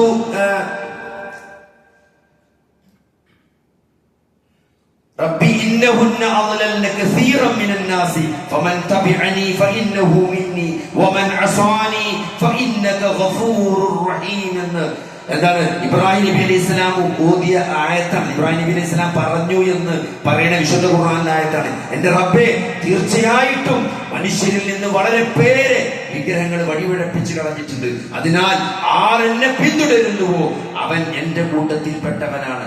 ആരെങ്കിലും എന്നോട് അനുസരണക്കേട് കാണിക്കുന്ന പക്ഷം തീർച്ചയായും നീ ഏറെ പൊറുക്കുന്നവനും കരുണാനിധിയുമാണല്ലോ എന്ന് ഇബ്രാഹിം നബി അലൈഹിസ്സലാം പറഞ്ഞ ആയത്തുണ്ട്. അതേപോലെ തന്നെ സൂറത്തു മാഇദയുടെ അവസാന ഭാഗത്ത് ഈസാ അലൈഹിസ്സലാത്തു വസ്സലാമിന്റെ സംസാരമായിട്ട് നാളെ പരലോകത്ത് ഈസാ നബി പറയുന്ന കുറച്ച് ഡയലോഗുകളുണ്ട്. ഈസാ നബി അലൈഹിസ്സലാം അല്ലാഹുവിനോട് നാളെ മഹ്ശറയിൽ വെച്ച് പറയുന്ന കുറച്ച് വാക്കുകൾ സൂറത്തു മാഇദയുടെ അവസാന ഭാഗത്ത് വരുന്നുണ്ട്. വഇദ് ഖാല അല്ലാഹു യാ ഈസ ഇബ്ന മറിയം അഅൻത ഖുൽത ലിന്നാസ് അത്തഖിദൂനി വഉമ്മിയ ഇലാഹൈനി മിൻ ദൂനില്ലാഹ്. എന്താണ് അള്ളാഹു പറയാണ്? മറിയമിന്റെ മകനായ ഈസ അള്ളാഹുവിന് പുറമെ എന്നെയും എന്റെ മാതാവിനെയും ദൈവങ്ങളാക്കിക്കൊള്ളുവിനെന്ന് നീയാണോ ജനങ്ങളോട് പറഞ്ഞത്? ആലോചിക്കി, നാളെ ഈ ലോകത്ത് ഏറ്റവും കൂടുതൽ ആരാണുള്ളത്? ക്രിസ്ത്യാനിയാണുള്ളത്. ലോകത്തിന് ഏറ്റവും കൂടുതൽ വിശ്വാസം ഉണ്ടെങ്കിലും ഇല്ലെങ്കിലും ലോകത്തിലെ ഏറ്റവും പ്രമുഖ മതവിഭാഗം ഏതാന്ന് ചോദിച്ചാൽ അത് ക്രിസ്ത്യാനികളാണ്, അല്ലെ? ആ ക്രിസ്ത്യാനികളുടെ വിഷയത്തിൽ നാളെ പടച്ചോൻ ഈസാ നബിയോട് ചോദിക്കാണ്, അല്ലെ? ഈസാ നബിന്റേതെന്ന് പറഞ്ഞ് അവരുടെ വീട്ടിലൊക്കെ ഈസാ നബിന്റേതെന്ന് പറഞ്ഞ ആ ചിത്രം, ആ കുരിശിൽ കിടക്കുന്ന ഈസാ നബി അലൈഹിസ്സലാം, അവര് പ്രാർത്ഥിക്കുന്നത് ആരോടാണ്? അവർ യേശുവിനോടാണ് പ്രാർത്ഥിക്കുന്നത്, കന്യാമറിയത്തോടാണ് പ്രാർത്ഥിക്കുന്നത്. അവർ അള്ളാഹുവിനോടല്ല പ്രാർത്ഥിക്കുന്നത്, അല്ലെ? അള്ളാഹുവിനോടാണെന്ന് വരുത്തി തീർക്കാൻ വേണ്ടിയിട്ട് അവർ ഈസാ നബിയും പിതാവും പുത്രനും പരിശുദ്ധാത്മാവും ചേർന്ന ഏക ദൈവം എന്ന് ഒരു തൃത്വത്തെ, അല്ലെ, മൂന്നിലൊന്നായ ദൈവം, അല്ലെ, മൂന്നും കൂടിയ ദൈവമാണ് അവർ ആരാധിക്കുന്ന ദൈവം. സത്യത്തിൽ അവർ ആരാധിക്കുന്നത് ജീസസിനെയാണ്, ഈസാ നബിയെയാണ്. അപ്പൊ അള്ളാഹു നാളെ പരലോകത്ത് മഹ്ശറയിൽ ചോദിക്കാണ്. എന്താണ്? അള്ളാഹു ചോദിക്കുന്ന സന്ദർഭം, യാ ഈസ ഇബ്ന മറിയം, അല്ലയോ മറിയമിന്റെ മകനായ ഈസ, അഅൻത ഖുൽത ലിന്നാസ്, നീയാണോ ജനങ്ങളോട് പറഞ്ഞത്? എന്താണ്? നിന്നെയും നിന്റെ മാതാവിനെയും ആരാധ്യ വസ്തുക്കളാക്കിക്കൊള്ളു, എന്നെയും, അതായത് ഈസാ നബിനെയും ഉമ്മ മറിയത്തെയും ആരാധിക്കാൻ നീയാണോ ജനങ്ങളോട് പറഞ്ഞത് എന്നേക്കും? ഖാല, അദ്ദേഹം പറയും, സുബ്ഹാനക, നീ എത്ര പരിശുദ്ധനാണ്. മാ യഖൂലു ലി അൻ അഖൂല മാ ലൈസ ലി ബിഹഖിൻ, ഞാൻ അങ്ങനെ പറഞ്ഞിട്ടുണ്ടെങ്കിൽ, എനിക്ക് പറയാൻ അവകാശമില്ലാത്ത ഒന്നാമത്, ഞാൻ അങ്ങനെ പറഞ്ഞിട്ടുണ്ടെങ്കിൽ, ഇൻ കുൻതു ഖുൽതുഹു ഫഖദ് അലിംതുഹു, ഞാൻ അങ്ങനെ പറഞ്ഞിട്ടുണ്ടെങ്കിൽ റബ്ബേ അത് നീ അറിഞ്ഞിട്ടുണ്ടാവും. തഅലമു മാ ഫീ നഫ്സി, എന്റെ നഫ്സിലുള്ളത് നീ അറിയും. വലാ അഅലമു മാ ഫീ നഫ്സിക, എന്റെ നഫ്സിലുള്ളത് ഞാൻ അറിയില്ല. ഇന്നക അൻത അല്ലാമുൽ ഗുയൂബ്, നീയാണ് എല്ലാം അറിയുന്ന റബ്ബ്. എന്നിട്ട് മാ ഖുൽതു ലഹും ഇല്ലാ മാ അമർതനി ബിഹി, ഞാൻ അവരോട് പറഞ്ഞ കാര്യം എന്താണ്? അനിഅ്ബുദുല്ലാഹ റബ്ബീ വ റബ്ബക്കും, എന്റെ റബ്ബായ എന്റെയും നിങ്ങളുടെയും രക്ഷിതാവായ അല്ലാഹുവിനെ മാത്രം ആരാധിക്കണം എന്നേ ഞാൻ അവരോട് പറഞ്ഞിട്ടുള്ളൂ.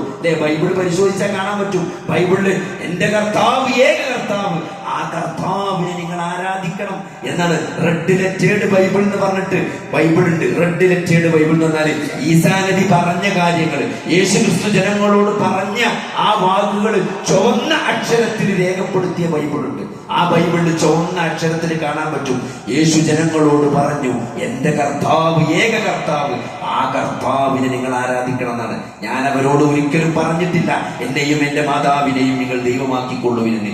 ഞാൻ അവരോട് പറഞ്ഞത് എന്താണ്? മാ ഖുൽതു ലഹും ഇല്ലാ മാ അമർതനി ബിഹി അൻ ഇബ്ദുല്ലാഹ റബ്ബി വറബ്ബക്കും. എന്റെയും നിങ്ങളുടെയും രക്ഷിതാവായ അല്ലാഹുവിനെ ആരാധിക്കണമെന്നേ ഞാൻ അവരോട് പറഞ്ഞിട്ടുള്ളൂ. വകുന്തു അലൈഹിം ഷഹീദൻ മാ ദുംതു ഫീഹിം. ഞാൻ അവരിൽ സാക്ഷിയായിരുന്നപ്പോൾ എന്താണ്?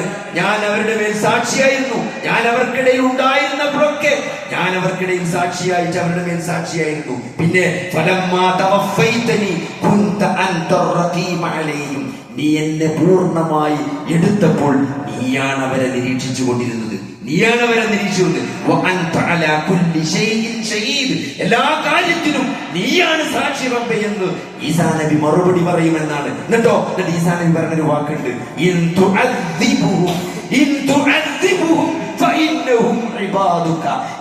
നീ അവരെ ശിക്ഷിക്കുകയാണെങ്കിൽ അവർ നിന്റെ അടിമകളാണെന്ന് ഉറപ്പ്. അല്ലെ, നീ അവരെ ശിക്ഷിക്കുകയാണെങ്കിൽ അവർ നിന്റെ അടിമകളാണ്.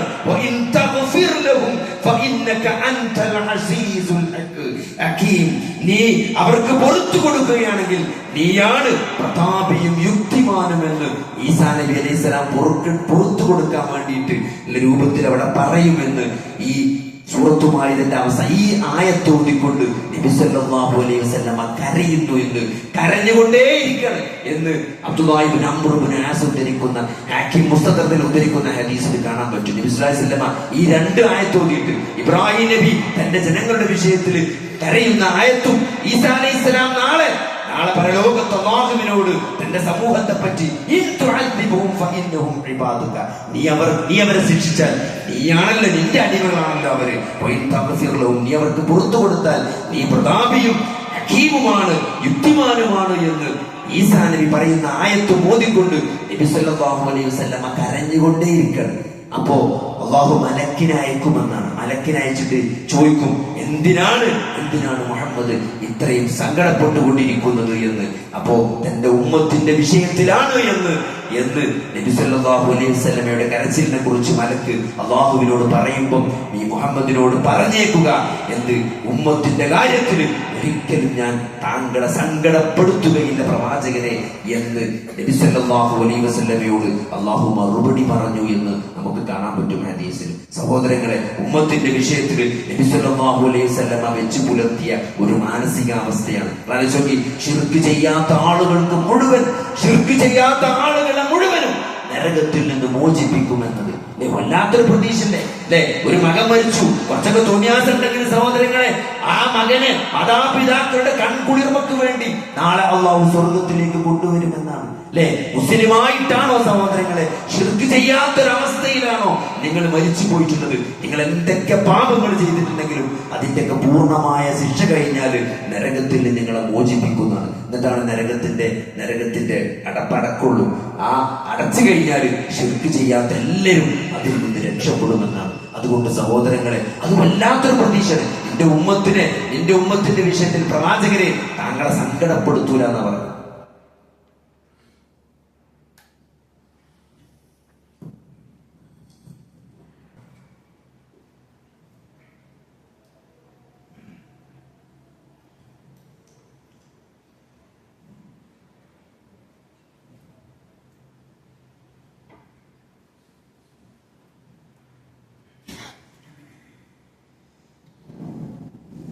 السلام عليكم ورحمة الله. بسم الله والحمد لله والصلاة والسلام على رسول الله وعلى آله وصحبه أجمعين.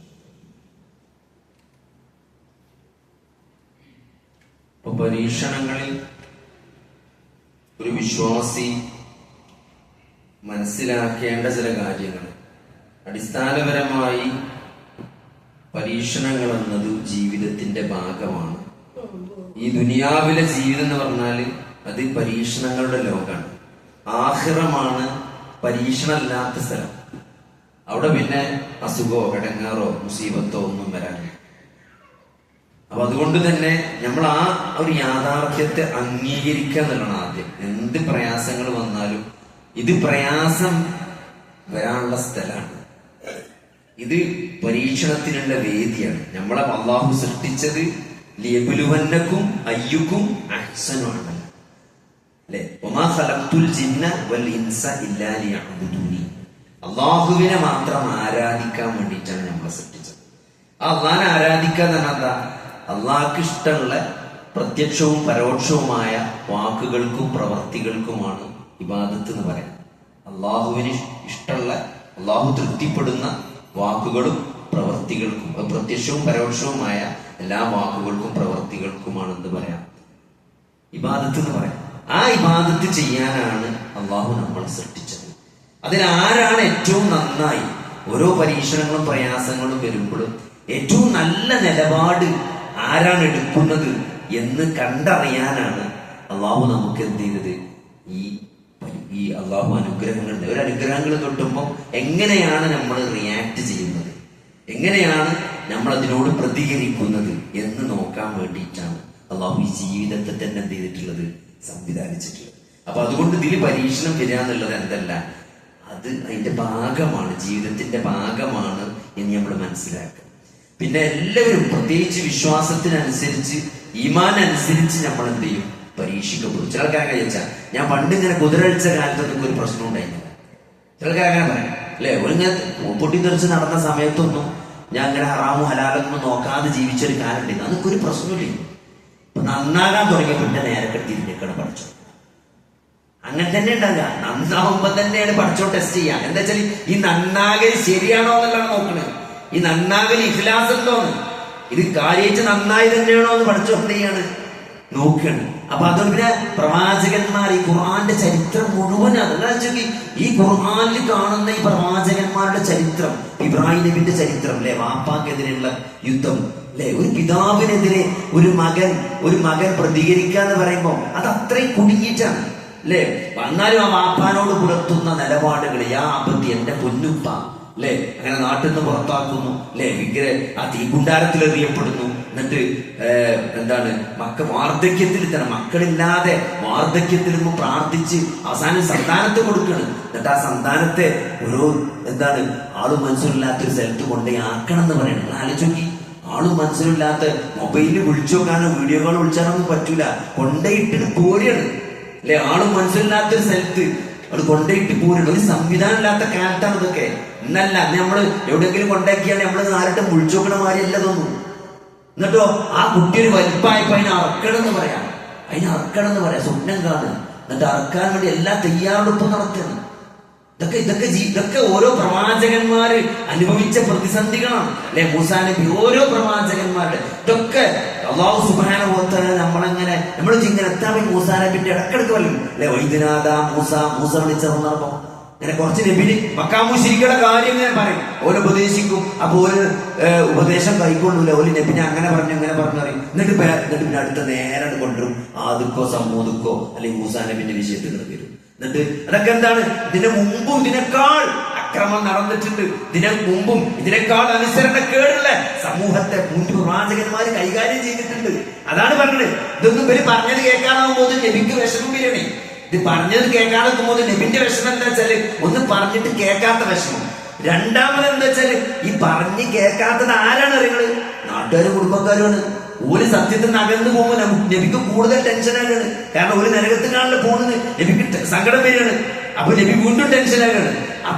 അപ്പോൾ മൂസാ നബിന്റെ കഥ പറഞ്ഞു കൊടുക്കും. മൂസാ നബിന്റെ സമുദായം അനുസരണക്കേട് കാട്ടിയത്, ഇതിനേക്കാളൊക്കെ അനുഗ്രഹങ്ങൾ ചെയ്ത, അപ്പൊ ഇങ്ങനെ ഓരോ ആരോപണങ്ങൾ ഇസ്ലാമിന്റെ പേരില് ജാഗാസിന് മറ്റേ കുറേശ്ശികൾ നബിനെ കളിയാക്കുണ്ടല്ലോ. ജാഗാസിന് അതിറക്കി, സ്വർണത്തിന്റെ ഇതിറക്കി വീടിറക്കിക്കൊണ്ട് മറ്റേതിറക്കി മേഘത്തിൽ പഠിച്ചോങ്ങനെ താഴത്തേക്ക് വന്നിട്ട് കാണിച്ചോണ്ട. അതുവരെ പറഞ്ഞു, എന്റെ പഠിച്ചോങ്ങനെ മേഘത്തൂടെ ഇറങ്ങി വന്നിട്ട് ഞങ്ങൾക്ക് കാണിച്ചോണ്ട എന്റെ പഠിച്ചോനെ, അല്ലാണ്ട് പഠിച്ചോനെ സാധനം ഇറക്കിക്കൊണ്ടിട്ട്. അങ്ങനെ എന്തൊക്കെയാണ് അവര് നബിനോട് ചോദിച്ച്. അവസാനം നബിക്ക് എന്നെ തോന്നിയത്, അല്ല അങ്ങനെ അള്ളാഹ് കാണിച്ചു കൊടുത്തൂടെ, എന്നാ ഇവരൊക്കെ വിശ്വസിച്ചൂലേ. അങ്ങനെ അള്ളാഹ് അവസാനം നബിനോട് ചോദിക്കുന്നത്, ഈ പറഞ്ഞതൊക്കെ ഞാൻ ഒരു കാണിച്ചു കൊടുക്കാം, ഒരാവശ്യപ്പെട്ടത് മുഴുവൻ എന്ത് ചെയ്യാ ഞാൻ കാണിച്ചു കൊടുക്കാം. പക്ഷേ പിന്നെ അവര് വിശ്വസിച്ചില്ലെങ്കിൽ അവരെ മുഴുവൻ നശിപ്പിച്ചു കളയുന്നത്. എന്നിട്ട് ഒരു വിശ്വസിച്ചില്ലെങ്കിൽ എന്ത് ചെയ്യും? ഓരോ നശിപ്പിക്കുന്ന നബി പറയുന്ന മാറ്റാൻ. കാരണം ഓരോ സ്വഭാവം നബിക്കറിയാം. കണ്ടാലും വിശ്വസിക്കൂല, ഓര് വിശ്വസിക്കാൻ വേണ്ടിയല്ല ഇതൊന്നും പറയണത് എന്ന് അവസാനം നബിക്ക് മനസ്സിലായി. അപ്പോൾ നബി അങ്ങനെ വേണ്ടെന്നാ പറഞ്ഞ അല്ലെ.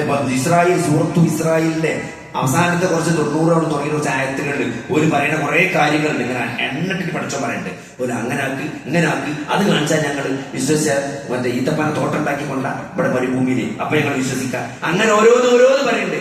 അവസാനം പഠിച്ചോ പറഞ്ഞ അതൊക്കെ ഞാൻ കൊടുക്കാം. എന്ത് ചെയ്യും? ആയത്തില്ല, ഹദീസിൽ കാണാൻ പറ്റും. ഇതൊക്കെ കൊടുത്താൽ ഒരു വിശ്വസിനെ ഒരു നശിപ്പിക്കുന്ന നബി പറയും നാം സഹോദരങ്ങൾ. അപ്പൊ ഞാൻ പറഞ്ഞത് ഇതൊക്കെ നബി സല്ലല്ലാഹു അലൈഹി വസല്ലമയെ എങ്ങനെ ഓർമ്മപ്പെടുത്തുന്നത്?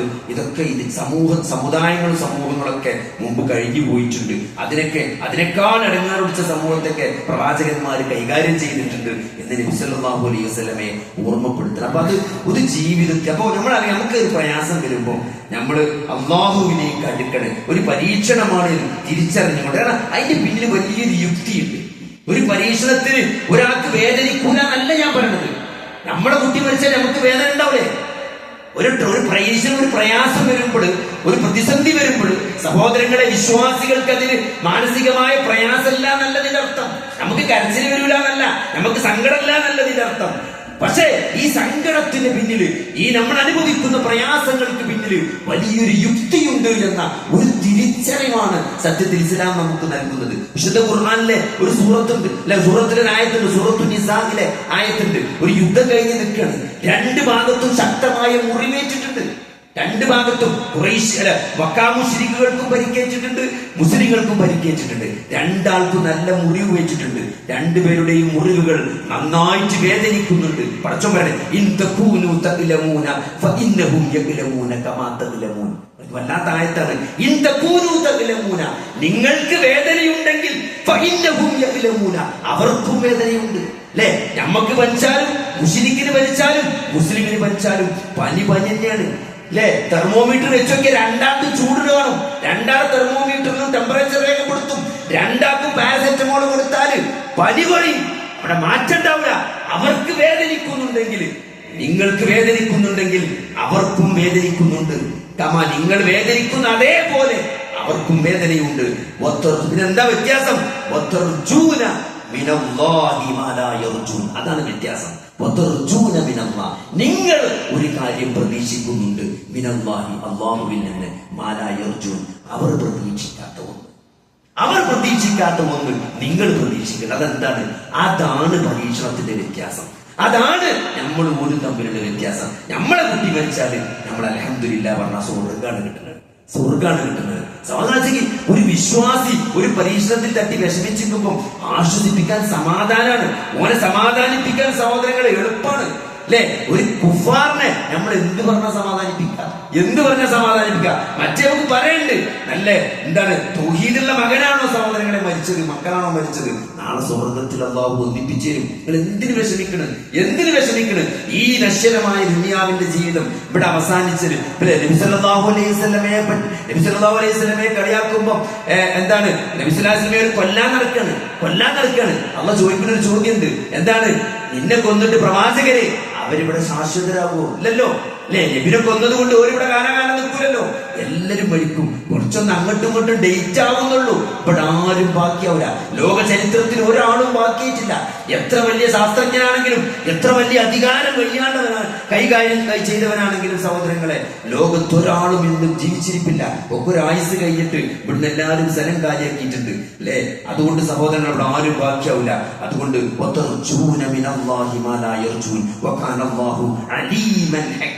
അല്ലാഹു അറിവുള്ളവനാണ്, അല്ലാഹു യുക്തിയുള്ളവനാണ്. അതുകൊണ്ട് ഇതൊക്കെ അറിയുന്ന ഇപ്പൊ നമ്മളൊരു പ്രയാസം അനുഭവിക്കുമ്പോൾ നമ്മൾ ഇത്ര ആലോചിക്കൊണ്ടുള്ളൂ, ഈ പ്രയാസം എനിക്ക് തന്നത് ആരാണ്? എന്റെ റബ്ബാണ്. അല്ലെ, ഈ പ്രയാസത്തിനുള്ള മാർഗം, ഇതിൽ കരകയറാനുള്ള മാർഗം ആർക്കറിയാം? എന്റെ റബ്ബിനറിയാം. ഇതിലേക്ക് തന്നത് എന്റെ റബ്ബാണ്. അതിന്റെ പിന്നിൽ അല്ലാഹുവിന് ഒരു യുക്തി ഉണ്ട്. അല്ലെ, അതുകൊണ്ട് അതിലെന്ത് ആ വിധിയ സഹോദരങ്ങളെ സന്തോഷപൂർവ്വം ഏറ്റെടുത്തുകൊണ്ട് അല്ലാഹുവിലേക്ക് ഖേദിച്ച് മടങ്ങുന്ന ഒരവസ്ഥ ഉണ്ടോ സഹോദരങ്ങളെ? അതാണ് ആ പരീക്ഷണത്തിന്റെ വിജയം എന്ന് പറഞ്ഞത്. അവിടെ പാപങ്ങൾ പൊറുക്കപ്പെടുന്ന അവസ്ഥ ഉണ്ടാവും. എന്തിനാണ് സഹോദരങ്ങളെ ഈ പുരുഷായുസ് മുഴുവൻ നമ്മൾ കഷ്ടപ്പെടുന്നത്? ഈ പാപങ്ങൾ പൊറുക്കപ്പെട്ട് നാളെ സ്വർഗത്ത് പ്രവേശിക്കാൻ വേണ്ടിയിട്ടാണ്. അത് പരീക്ഷണങ്ങളിലൂടെ അല്ലാഹു നമുക്ക് ഓഫറായിട്ട്, ഫ്രീ ആയിട്ട് തരും. ഈ ഓഫർ എന്ന് പറയുമ്പോൾ എന്താ? എല്ലാ സ്ഥലത്തും ഓഫറും തിരക്കാണ്. പുതിയൊരു സൂപ്പർ മാർക്കറ്റ് വന്നാൽ ഓഫറാണ്. അവിടെ പെരും തിരക്കാണ്. ദുനിയാവിന്റെ ഓഫർ വാങ്ങാൻ ആൾക്കാർ തിരക്ക് കൂട്ടാണ്. അല്ലെ? പടച്ചോന്റെ ഓഫറാണ്. ഒരു ചെറിയ പനി മരിച്ചാൽ പാപങ്ങൾ പൊറുക്കപ്പെടുന്നുള്ളത്, അല്ലെ? ദറജകൾ ഉയർത്തപ്പെടുന്നുള്ളത്. ഒരു ക്യാൻസർ വന്ന ഷഹീദിന്റെ കൂലിയാണ്. ഷഹീദിന്റെ യുദ്ധത്തിന് പങ്കെടുക്കാതെ ഒരു ഷഹീദിന്റെ കൂലി കിട്ടുക എന്ന് പറഞ്ഞ സഹോദരങ്ങളെ, എന്താ പിന്നെ നമുക്ക് വേണ്ടത്? ഈ ജീവിതത്തിന് ഒരാൾക്ക് എത്തിപ്പിടിക്കാൻ പറ്റിയ ഏറ്റവും വലിയ ദറജയാണ് ഷഹീദായി മരിക്കുക എന്നുള്ളത്. അതൊരു ക്യാൻസർ വരുമ്പോ പടച്ചോൻ തരാന്ന് പറഞ്ഞാൽ എന്തിനു പിന്നെ അതിന് പ്രയാസപ്പെടണം? അവസാനം പണ്ടാളൊക്കെ അങ്ങനത്തെ ഒരു അസുഖം കൊണ്ടാണല്ലോ പടച്ചോൻ എന്നെ കൊണ്ടേതെന്ന് എന്തിന് നന്ദികേട് പറയണം? എന്തിനങ്ങനെ പറയേണ്ട ആവശ്യമില്ല. അപ്പൊ അത് പറയാതിരിക്കണമെങ്കിൽ ഈ ഒരു തിരിച്ചറിവ്, ഈ ഒരു അറിവ് നമുക്ക് ഉണ്ടാകണം, അല്ലെ? ഷഹീദിന്റെ കൂലിയുടെ ഒരാൾ പറഞ്ഞ പേഷ്യന്റ് പറഞ്ഞതാണ്, ഒന്നും അതറിഞ്ഞതിന് ശേഷം എനിക്ക് വേദന ഇല്ല എന്നാണ്. അതുവരെ മോർഫിൻ വെക്കണം എന്ന് പറഞ്ഞ രോഗി പറയുന്നത് ഷഹീദിന്റെ കൂലി ഉണ്ട് എന്ന് തിരിച്ചറിഞ്ഞതോടുകൂടി പിന്നെ മൂപ്പർക്ക് ഒരു പ്രശ്നമില്ല, ഒരു വേദനയില്ല. അത് മാനസികമാണ് സഹോദരങ്ങളെ. മാനസികമായി അങ്ങ് തലത്തിലേക്ക് ഒരു മനുഷ്യന് എത്തിപ്പെടാൻ പറ്റും.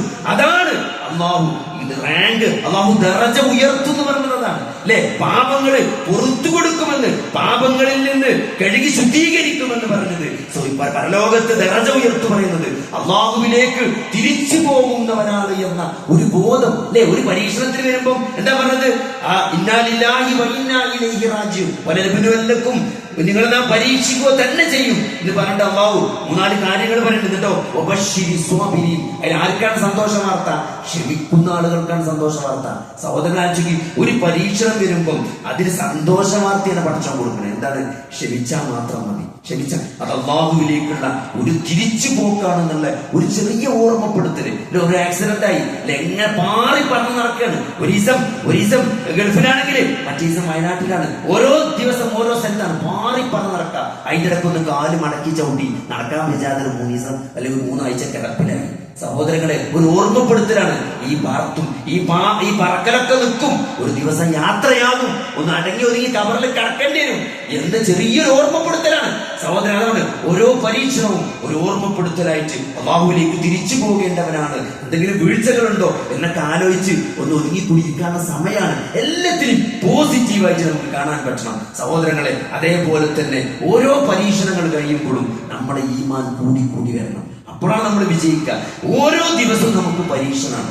ഓരോ ദിവസം കഴിയുന്തോറും ഇന്നത്തേക്കാൾ ഈമാൻ സഹോദരങ്ങളെ, നാളെ നമ്മുടെ ഏഷൻ സ്കെച്ച് കടങ്ങാൻ പോകുമ്പോൾ ഒരു കുറച്ചെങ്കിലും ഇന്നത്തെക്കാണെങ്കിലും നമ്മുടെ ഈമാൻ കൂടിയിട്ടുണ്ട് എന്ന് നമുക്ക് ആശ്വസിക്കാൻ പറ്റണം. അതേപോലെ അല്ലാഹുവിൽ വരമേൽപ്പിക്കാൻ പറ്റണം, അല്ലെ? ഈ പ്രശ്നങ്ങളൊക്കെ അറിയുന്ന, എനിക്ക് ഈ പ്രതിസന്ധികളൊക്കെ തന്ന, എനിക്ക് ഈ എന്നെ പൂർണ്ണമായി നിയന്ത്രിക്കുന്ന, ഒരു കണ്ണിന്റെ ഇമ വെട്ടുന്ന നേരം പോലും പടച്ചോനെ എന്നെ ഏൽപ്പിക്കല്ലേ റബ്ബേ എന്ന് പ്രാർത്ഥിക്കാനാണ് പറഞ്ഞത്, അല്ലെ? എന്ന് പ്രാർത്ഥിക്കാനാ പഠിപ്പിച്ചോ നമ്മളെ പഠിപ്പിച്ചു. ചില ആളുകൾ ആക്സിഡന്റ് ഒക്കെ പറയുമ്പോൾ 1 സെക്കൻഡ് ഡോക്ടർ കണ്ണു പാടിന്ന് പറയാം. 1 സെക്കൻഡ് അശ്രദ്ധ. ആ ഫോണ് വന്ന് ഞാനേക്കൊന്ന് നോക്കിയിട്ടുള്ളൂ, അടക്കട 1 സെക്കൻഡിന്റെ അശ്രദ്ധ കൊണ്ട് വലിയ വലിയ ദുരന്തങ്ങൾ, അല്ലെ? ഒരു ഫ്ലൈറ്റ് കരിപ്പൂർ ലാൻഡ് ചെയ്തു. അതെന്താണ്? റൺവേന്റെ നടുവിൽ കൊണ്ടേ ഇറക്കി, കുറച്ചുപുറത്തിറക്കേണ്ടതാ, കുറച്ചുപുറത്തിറക്കേണ്ട നടുവ് കൊണ്ടേ ഇറക്കി, ഫ്ലൈറ്റാണ് പോയി, അല്ലെ? പഠിച്ചോനെ ഒരു കണ്ണിമ വെട്ടുന്ന നേരം, അല്ലെ? അറബിയൊക്കെ ഏറ്റവും കുറഞ്ഞ നേരം അന്ന് മൈക്രോ സെക്കൻഡും വാച്ചൊന്നും ഇല്ലാത്തോണ്ട് കണ്ണിന്റെ ഇമ വെട്ടുന്ന നേരം എന്നാണ് ഏറ്റവും ചെറിയ സമയത്തിന് അറബിയൊക്കെ പറഞ്ഞാൽ മനസ്സിലാക്കുക. കണ്ണിന്റെ ഇമ വെട്ടുന്ന നേരം. നമുക്കിന്ന് മൈക്രോ സെക്കൻഡ്, നാനോ സെക്കൻഡ് എന്നൊക്കെ നമുക്ക് പറയാം. കാരണം ഹുസൈൻ ബോൾട്ടൊക്കെ ഓടുന്നത് അത് വെച്ചിട്ടാണ് 100 മീറ്റർ ഓടുന്നത്. അപ്പൊ സഹോദരങ്ങളെ, ഒരു കണ്ണിന്റെ ഇമ വെട്ടുന്ന നേരം പോലും എന്റെ കാര്യം റബ്ബേ എന്നെ ഏൽപ്പിക്കല്ലേ എന്ന് പറയുമ്പോ എന്താണ്? നമ്മൾ അത്രയും നിസ്സഹായനാണ്. അതിന് സഹോദരങ്ങൾ ഒരു പനിയടിച്ചാൽ മനസ്സിലാവും. ഒന്ന് പനിച്ചിട്ട് നല്ലൊരു പനിയാണ് പനിച്ചത് സഹോദരങ്ങളെ, കാല് രണ്ടും അടുപ്പിച്ച് വെച്ചിട്ട് നിൽക്കാൻ പറ്റാതെ നമ്മളെ പെണ്ണുങ്ങള് അല്ലെങ്കിൽ കുട്ടികള് നമ്മളെ ബാത്റൂമൊക്കെ കുടിച്ചു കൊണ്ടുപോകേണ്ട ഒരു അവസ്ഥ ഒന്നുമില്ല, ഒരു കുഴപ്പമുണ്ടായില്ല. നല്ലൊരു പനി വന്നിട്ടുള്ളൂ. അത്രയും നിസ്സഹായനാണ് മനുഷ്യൻ സഹോദരങ്ങളെ. ആ ഒരു തിരിച്ചറിവുണ്ടായിട്ട് അല്ലാഹുവിൽ വരമേൽപ്പിക്കാൻ, ഇതൊക്കെ ഉടമപ്പെടുത്തുന്ന, ഇതൊക്കെ എനിക്ക് തന്ന, ഈ പ്രതിസന്ധികളൊക്കെ എനിക്ക് തന്ന, അല്ലെ? ഈ പ്രതിസന്ധികൾ വലിയ ഹിക്മത്ത് നിശ്ചയിച്ച, ഈ പ്രതിസന്ധികളുടെ പരിഹാരം മുഴുവൻ അറിയുന്ന, അത് നടപ്പിലാക്കാൻ കഴിയുന്ന, അള്ളാഹുവിന്റെ ഓരോ പേരും നമുക്ക് നൽകുന്ന ഒരു ഉൾക്കാഴ്ചയാണ്, അല്ലെ? അള്ളാഹു റഹീമാണെന്ന് പറയുമ്പോൾ അള്ളാഹു കാരുണ്യവാനാണ്, അള്ളാഹു പാപങ്ങൾ പൊറുക്കുന്നവനാണ്, അള്ളാഹു അസുഖം ഭേദപ്പെടുത്തുന്നവനാണ്, അള്ളാഹു തുറവി നൽകുന്നവനാണ്. അള്ളാന്റെ ഓരോ പേര് നോക്കിങ്ങൾ, ഓരോ നമ്മളിങ്ങനെ ഒരു പ്രതിസന്ധിയിൽ നിൽക്കുമ്പോൾ ഓരോ പേരും പ്രതിസന്ധിയിൽ തുറവി വരുത്തുന്നത്. അള്ളാഹു എന്താണ് ഫത്താഹാണെന്ന് പറയുമ്പോൾ, അള്ളാഹു എല്ലാം അറിയുന്ന അലീമാണെന്ന് പറയുമ്പോൾ, അള്ളാഹു റഹീമാണെന്ന് പറയുമ്പോൾ, അള്ളാഹു ഗഫൂറാണെന്ന് പറയുമ്പോൾ, അള്ളാഹു പാപങ്ങൾ മറച്ചു വെക്കും. സിദ്ദീഖ് എന്നുള്ള അള്ളാന്റെ പേരുണ്ട്. നിങ്ങൾ ചോദിക്കി അള്ളാഹു എല്ലാം മറച്ചു വെക്കണവരാണ്. നമ്മൾ ചെയ്ത പാപങ്ങൾ, നിങ്ങൾ ചോദിക്കി നമ്മൾ ചെയ്ത പാപങ്ങൾ മുഴുവനും ഇതെല്ലാവരും നമ്മൾ അപ്പുറപ്പുറമുള്ളവരൊക്കെ അറിയണമെങ്കിൽ, നമ്മുടെ മക്കൾ അറിയണമെങ്കിൽ, നമ്മുടെ ഒരു ഭൂതകാലം നമ്മുടെ ഒരു ഭൂതകാലത്ത് നമ്മൾ ചെയ്ത തെറ്റുകൾ നമ്മുടെ മക്കൾ അറിയുന്ന അവസ്ഥ, നമ്മുടെ ഭാര്യ അറിയുന്ന അവസ്ഥ, നമ്മുടെ മാതാപിതാക്കൾ അറിയുന്ന അവസ്ഥ ഉണ്ടെങ്കിൽ നമ്മുടെ അവസ്ഥ എന്തായിരിക്കും? എങ്ങനെ നമ്മൾ ജീവിക്കുക സഹോദരങ്ങളെ? ഇതൊക്കെ മറച്ചു വെച്ച് നല്ല വെള്ളക്കുപ്പായിട്ട് നല്ല താടി വെച്ച് നല്ല ഒരു മാന്യതയോടെ നല്ലൊരു വ്യക്തിത്വത്തോടെ നമുക്ക് ജീവിക്കാൻ സഹായിക്കുന്നത് അള്ളാഹുവിന്റെ വലിയൊരു അനുഗ്രഹമാണ്. അള്ളാഹു മറച്ചു വെക്കുന്നവരാണ് സിദ്ദീൻ എന്ന അള്ളാഹുവിന്റെ സിഫത്ത്. അങ്ങനെ ഏത് സിഫത്ത് പടച്ചോണ്ടെടുത്താലും നമ്മൾ പടച്ചോന്റെ മുമ്പിൽ വിനയാന്വിതനാവും സഹോദരങ്ങളെ. നമ്മൾ പടച്ചോനിലേക്ക് ആവശ്യക്കാരുണ്ടാവും. നമ്മൾ അള്ളാന്റെ നാമഗുണവിശേഷണങ്ങൾ അറിയുന്നത് കൊണ്ട് നമ്മുടെ ഈമാൻ അത്രയും ഉയർച്ച ഉണ്ടാവും. ഏത് പ്രതിസന്ധിയിലും നമ്മൾ ആ ഈമാനോടുകൂടി യക്കീനോടുകൂടി നമുക്കത് തരണം ചെയ്യാൻ സാധിക്കും. വല്ലാത്തൊരു അറിവാണ് അള്ളാഹുവിന്റെ നാമഗുണവിശേഷണങ്ങൾ നമുക്ക് നൽകുന്നത്. അല്ലെ, അള്ളാഹുവിന്റെ മേൽ ബലമേൽപ്പിച്ചവന് അള്ളാഹ് മദീനാണ്. ലോകത്തു മുഴുവൻ ആളുകളും നമുക്കെതിരെ ഒന്നിച്ചാലും അള്ളാഹു തീരുമാനിച്ചിട്ടില്ലെങ്കിൽ ഒരു ചൊപ്പു ചെയ്യാൻ ഒരാൾക്കും സാധിക്കൂല എന്നുള്ള അചഞ്ചലമായ വിശ്വാസമാണ് ഒരു വിശ്വാസിയെ സംബന്ധിച്ചിടത്തോളം അള്ളാഹിനെ കുറിച്ചുള്ളത്. അങ്ങനത്തെ ഒരു വിശ്വാസത്തിലൂടെ അള്ളാഹുവിൽ ബലമേൽപ്പിച്ചുകൊണ്ട് മുന്നോട്ട് പോകാൻ, അതേപോലെ തന്നെ നിരന്തരം അള്ളാഹുവിനോട് പ്രാർത്ഥിച്ചുകൊണ്ട്, പ്രാർത്ഥന എന്ന് പറഞ്ഞാൽ വിശ്വാസിയുടെ വലിയ ആയുധമാണ്. അല്ലെ, ഓരോ പ്രാർത്ഥനയും പ്രവാചകന്മാരുടെ പ്രാർത്ഥനകൾ അവർക്കുണ്ടാക്കിയത്. നിങ്ങൾ ആലോചിക്ക്, ശൈഖുൽ ഇസ്ലാം ഇബ്നു തൈമിയ്യന്റെ ഒരു കിതാബുണ്ട്, ഒരു ചെറിയ കിതാബുണ്ട്. ഈ എന്താണ് യൂനുസ് നബി അലൈഹിസ്സലാം മത്സ്യത്തിന്റെ വയറ്റിൽ നിന്ന് പ്രാർത്ഥിച്ച പ്രാർത്ഥന വിശദീകരിക്കണ ഒരു ചെറിയ കിതാബ്. ആലോചിച്ച് നോക്കി, ഒരു പ്രതീക്ഷയില്ലാത്ത ആഴക്കടലില് തിമിംഗലത്തിന്റെ വയറ്റിൽ, അല്ലെ, ആഴക്കടലിലെ അന്ധകാരമാണ്. നമുക്കിപ്പോ പഠിച്ചാൽ മനസ്സിലാവും. സയൻസ് അനുസരിച്ച് കടലിന്റെ ഉള്ളിലേക്ക് പോകും തോറും പിന്നെ ഭയങ്കര ഇരുട്ടാണ്. തിമിംഗലണ്ടാണ് ലെവൽ എന്ന് പറഞ്ഞാല് ഇരുട്ടുള്ള ലെവലാണ് തിമിംഗലം ഉണ്ടാകുക. ആ തിമിംഗലത്തിന്റെ വയറ്റില് ഒരു പ്രവാചകൻ കുടുങ്ങിക്കിടക്കാണ്. ഒരു പ്രതീക്ഷയില്ല.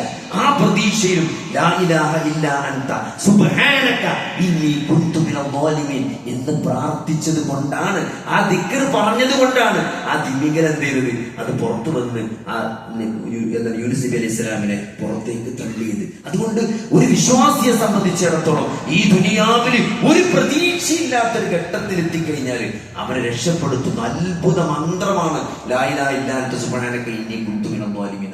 അത് പറഞ്ഞു നോക്കി സഹോദരങ്ങളെ. ഒരു ചെറിയ പ്രയാസം വരുമ്പോൾ അത് പറഞ്ഞ് ശീലിക്കണം. ഒരു പണ്ടാറടങ്ങാം എന്ന് പറഞ്ഞതിന് പകരം അങ്ങനത്തെ പ്രാർത്ഥനകൾ നമ്മളെ നാവിന്റെ തുമ്പത്ത് വരണം. അതേപോലെ തന്നെ സഹോദരങ്ങളെ ഇസ്തിഗ്ഫാർ, അസ്തഗ്ഫിറുല്ലാഹ്. ഇമാം അഹ്മദ് ബിൻ ഹംബലിന്റെ ഒരു കഥ നമ്മൾ കേട്ടിട്ടുണ്ടാവും. എന്താണ്, അദ്ദേഹം ഒരു യാത്ര കഴിഞ്ഞു, ഒരു യാത്ര വൈകി ഒരു പള്ളിയിലെത്തി സമയത്ത് അവിടെ കിടക്കാൻ നോക്കുമ്പോൾ ആ പള്ളിയിലാളും അദ്ദേഹത്തെ അറിയില്ല, യാത്രയിലാണല്ലോ. അതുകൊണ്ട് ഈ ഇന്നത്തെ പോലെ വാട്സപ്പും ഫേസ്ബുക്കും ഒന്നും ഇല്ലാത്തതുകൊണ്ട്, ഒരാളെ ചിത്രവും കാര്യങ്ങളൊന്നും പ്രചരിക്കാത്തത് കൊണ്ട് ആരാണ് അഹമ്മദ് ബിൻ ഹംബലൊന്നും ആർക്കും അറിയില്ല. അപ്പൊ അതുകൊണ്ട് അദ്ദേഹം അത് വെളിപ്പെടുത്തിയതുമില്ല. അതുകൊണ്ട് അദ്ദേഹത്തെ പള്ളിയിൽ നിന്ന് പുറത്താക്കി. അവിടെ കിടക്കാൻ പറ്റില്ല രാത്രി നിന്ന്.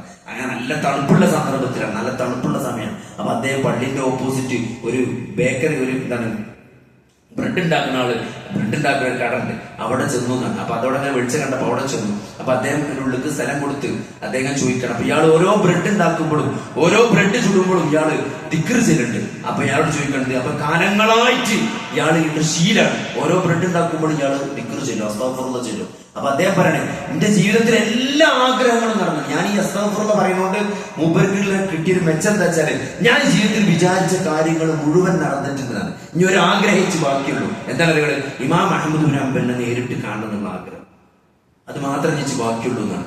അപ്പോ ഇമാം അബ്ദുൽ അദ്ദേഹത്തോട് പറഞ്ഞാൽ തരും, നിങ്ങളെ പ്രാർത്ഥനയാണ്, നിങ്ങളെ ദിക്റാണ് എന്നെ ഇവിടെ എത്തിച്ചത്. നിങ്ങൾ ആലോചിക്കി, ഒരു യാത്രയിൽ പള്ളിയിൽ നിന്ന് പുറത്താക്കി ആ തിണ്ണയിൽ കിടന്ന് ഉള്ളിലേക്ക് അദ്ദേഹം അവിടെ സൗകര്യം ചെയ്തു കൊടുത്ത് ആ അള്ളാഹു അദ്ദേഹത്തെ അസ്തഗ്ഫിറുല്ലാഹ് കൊണ്ട്, ആ ദിക്ർ കൊണ്ട് അവിടെ എത്തിച്ചു എന്ന് ചരിത്ര ഗ്രന്ഥങ്ങളിൽ കാണാൻ പറ്റും. അതായത് ഇസ്തിഗ്ഫാർ, അസ്തഗ്ഫിറുല്ലാഹ് എന്നുള്ള പ്രാർത്ഥന അത് അത് വല്ലാത്തൊരു പ്രാർത്ഥനയാണ്. കുറെ ചില ആൾക്കാരോട് പറഞ്ഞാല് നമ്മളെ നാട്ടിലൊക്കെ പറയും, എന്തിനാ അത്രയധികം അസ്തഗ്ഫിറുല്ലാഹ്, നമ്മൾ അത്രയധികം തെറ്റൊക്കെ ചെയ്യുന്നുണ്ടോ? സഹോദരങ്ങളെ, തെറ്റ് ചെയ്യുന്നത് കൊണ്ടല്ല.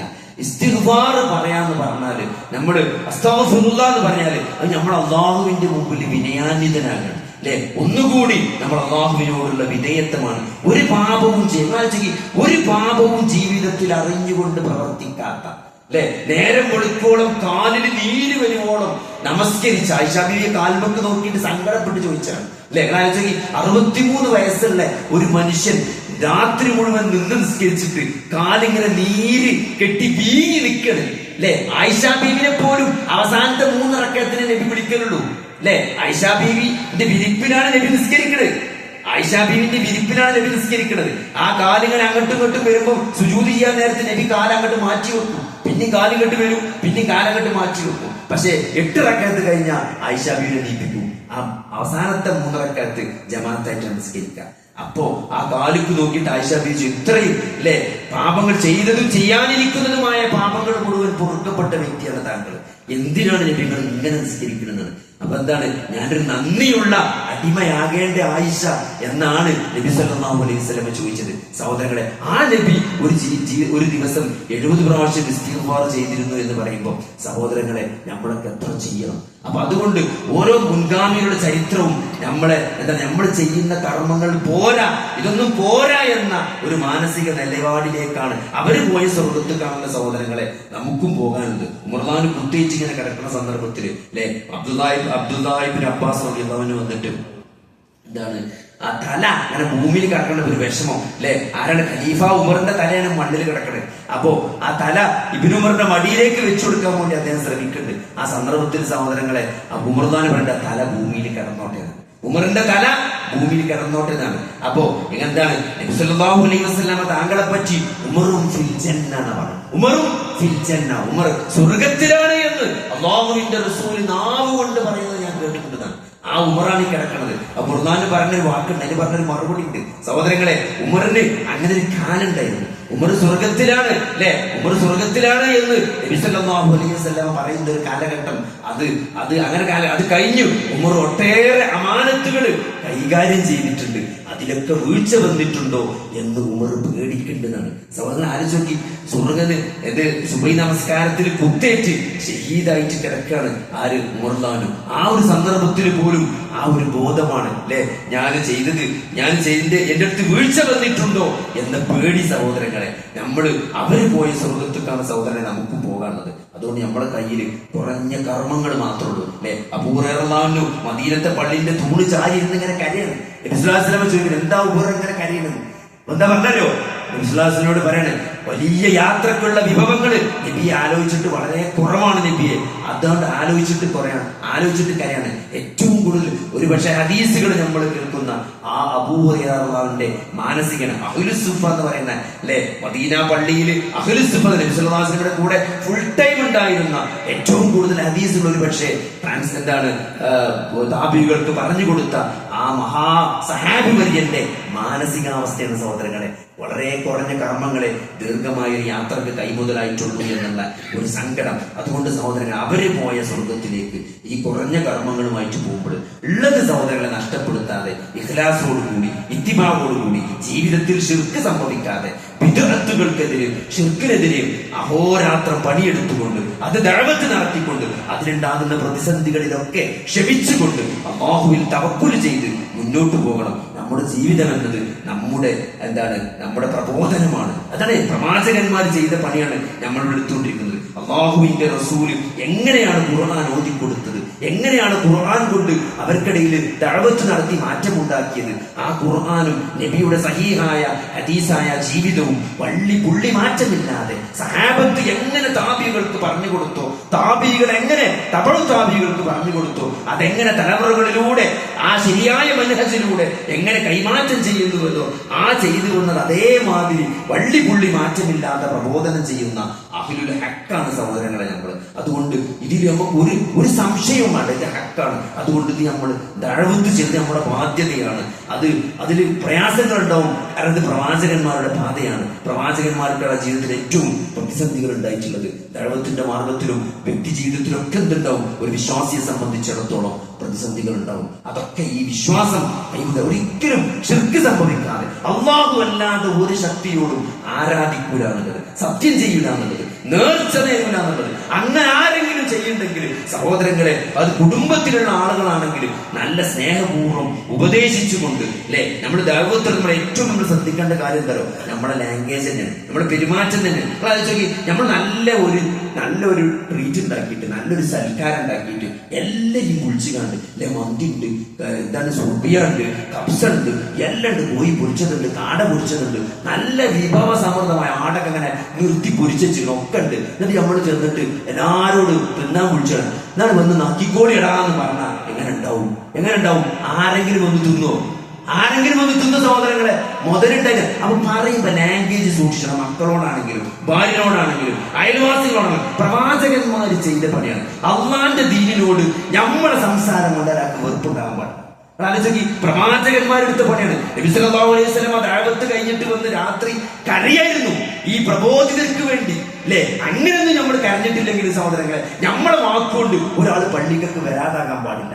നമ്മുടെ വർത്താനം കൊണ്ട് ഒരാള് ഈ സത്യത്തിന്റെ മാർഗത്തിൽ നിന്ന് അകന്നു പോകണമെങ്കിലും നമ്മൾ ശ്രദ്ധിക്കണം സഹോദരൻ. അതുകൊണ്ട് ദഅവത്ത് എന്ന് പറയുമ്പോൾ നമ്മളെ പരിയുടെ കല്യാണത്തിന്, കുടിയിരിക്കലിന്, നമ്മളെ ഒരു പരിപാടിക്ക് നമ്മൾ എത്ര സ്നേഹത്തിൽ വിളിച്ചോ അതിനേക്കാളൊക്കെ സ്നേഹവും ആത്മാർത്ഥമായ പ്രാർത്ഥനയും ദീനിന്റെ കാര്യം പറയുമ്പോൾ നസീഹത്ത്, അത് മനസ്സിൽ പ്രവാചകന്മാരുടെ ശൈലി നമ്മൾ സഹോദരങ്ങളെ അതിൽ സ്വീകരിക്കണം. നമ്മളെ പറ്റി എപ്പോഴും ഒരു കടുക്കറ്റി എന്നാ പറയാ, അല്ലെ? മുജാഹിദീൻ അങ്ങനെ ഒരു ഇതുണ്ട്, അല്ലെ? ഒരു ഒട്ടൊന്ന് കണ്ടാണ് അറിയും, ഒരു മയല്ല എന്ന് പറയും സഹോദരങ്ങളെ. അതുകൊണ്ട് ശിർക്കിന് നമുക്ക് യാതൊരു മയമില്ല. പക്ഷെ പെരുമാറ്റത്തിലും നമ്മൾ ആ രീതിയിലും സംസാരത്തിലൊക്കെ, അല്ലെ, താബീകള് ആയ പണ്ഡിതന്മാര് സുഫിയാൻ സൗരി റഹ്മത്തുള്ളാഹി പറഞ്ഞ് നമ്മളെ ഓറിന്റെ ഓർമ്മയിൽ മുമ്പ് പറഞ്ഞാണ്, നമ്മൾ ഏറ്റവും കൂടുതൽ ഭയപ്പെടേണ്ടത് ശരിയായ അഖീദയുള്ള മോശമായ പെരുമാറ്റമുള്ള ആളാണ് ഏറ്റവും കൂടുതൽ ഭയപ്പെടേണ്ടത്. കാരണം അവൻ കാരണമായ ആളുകൾ അഖീദയിൽ നിന്ന് അകന്നു പോകുന്നത്, കാരണം അവന്റെ പെരുമാറ്റം കാരണം.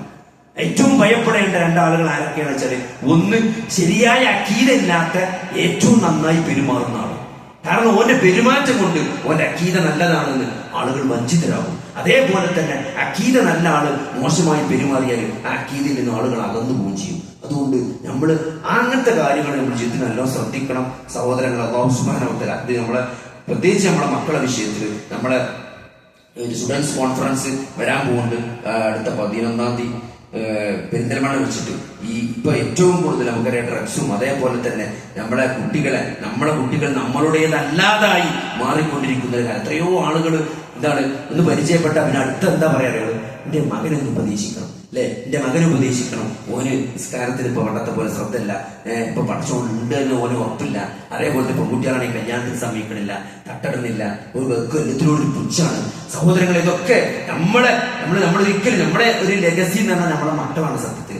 അത് നമ്മൾ ആ ദീനിന്റെ കാര്യത്തിൽ അവർക്ക് ഒരു കണിശനല്ല എന്ന് പറയുമ്പോൾ, അതിലൊരു പ്രയാസം എന്ന് പറയുമ്പോൾ, അതൊരു വിശ്വാസിയെ സംബന്ധിച്ചിടത്തോളം അങ്ങേയറ്റത്തെ പ്രയാസമാണ് സഹോദരങ്ങൾ. അതുകൊണ്ട് അതിനൊക്കെയുള്ള സൊല്യൂഷൻസ് എന്നുള്ള പേരിൽ എക്സിബിഷനും അതേപോലെ തന്നെ ഒരു കോൺഫറൻസും കുട്ടികൾക്ക് വേണ്ടി, കൗമാരക്കാർക്ക് വേണ്ടി, കോളേജ് ക്യാമ്പസ് സ്റ്റുഡൻസിന് വേണ്ടി നമ്മൾ അറേഞ്ച് ചെയ്തില്ല. അതുകൊണ്ടൊക്കെ മാക്സിമം അതിൽ നമ്മൾ കുട്ടികളെ കുടുംബസമേതന് പങ്കെടുപ്പിക്കണം.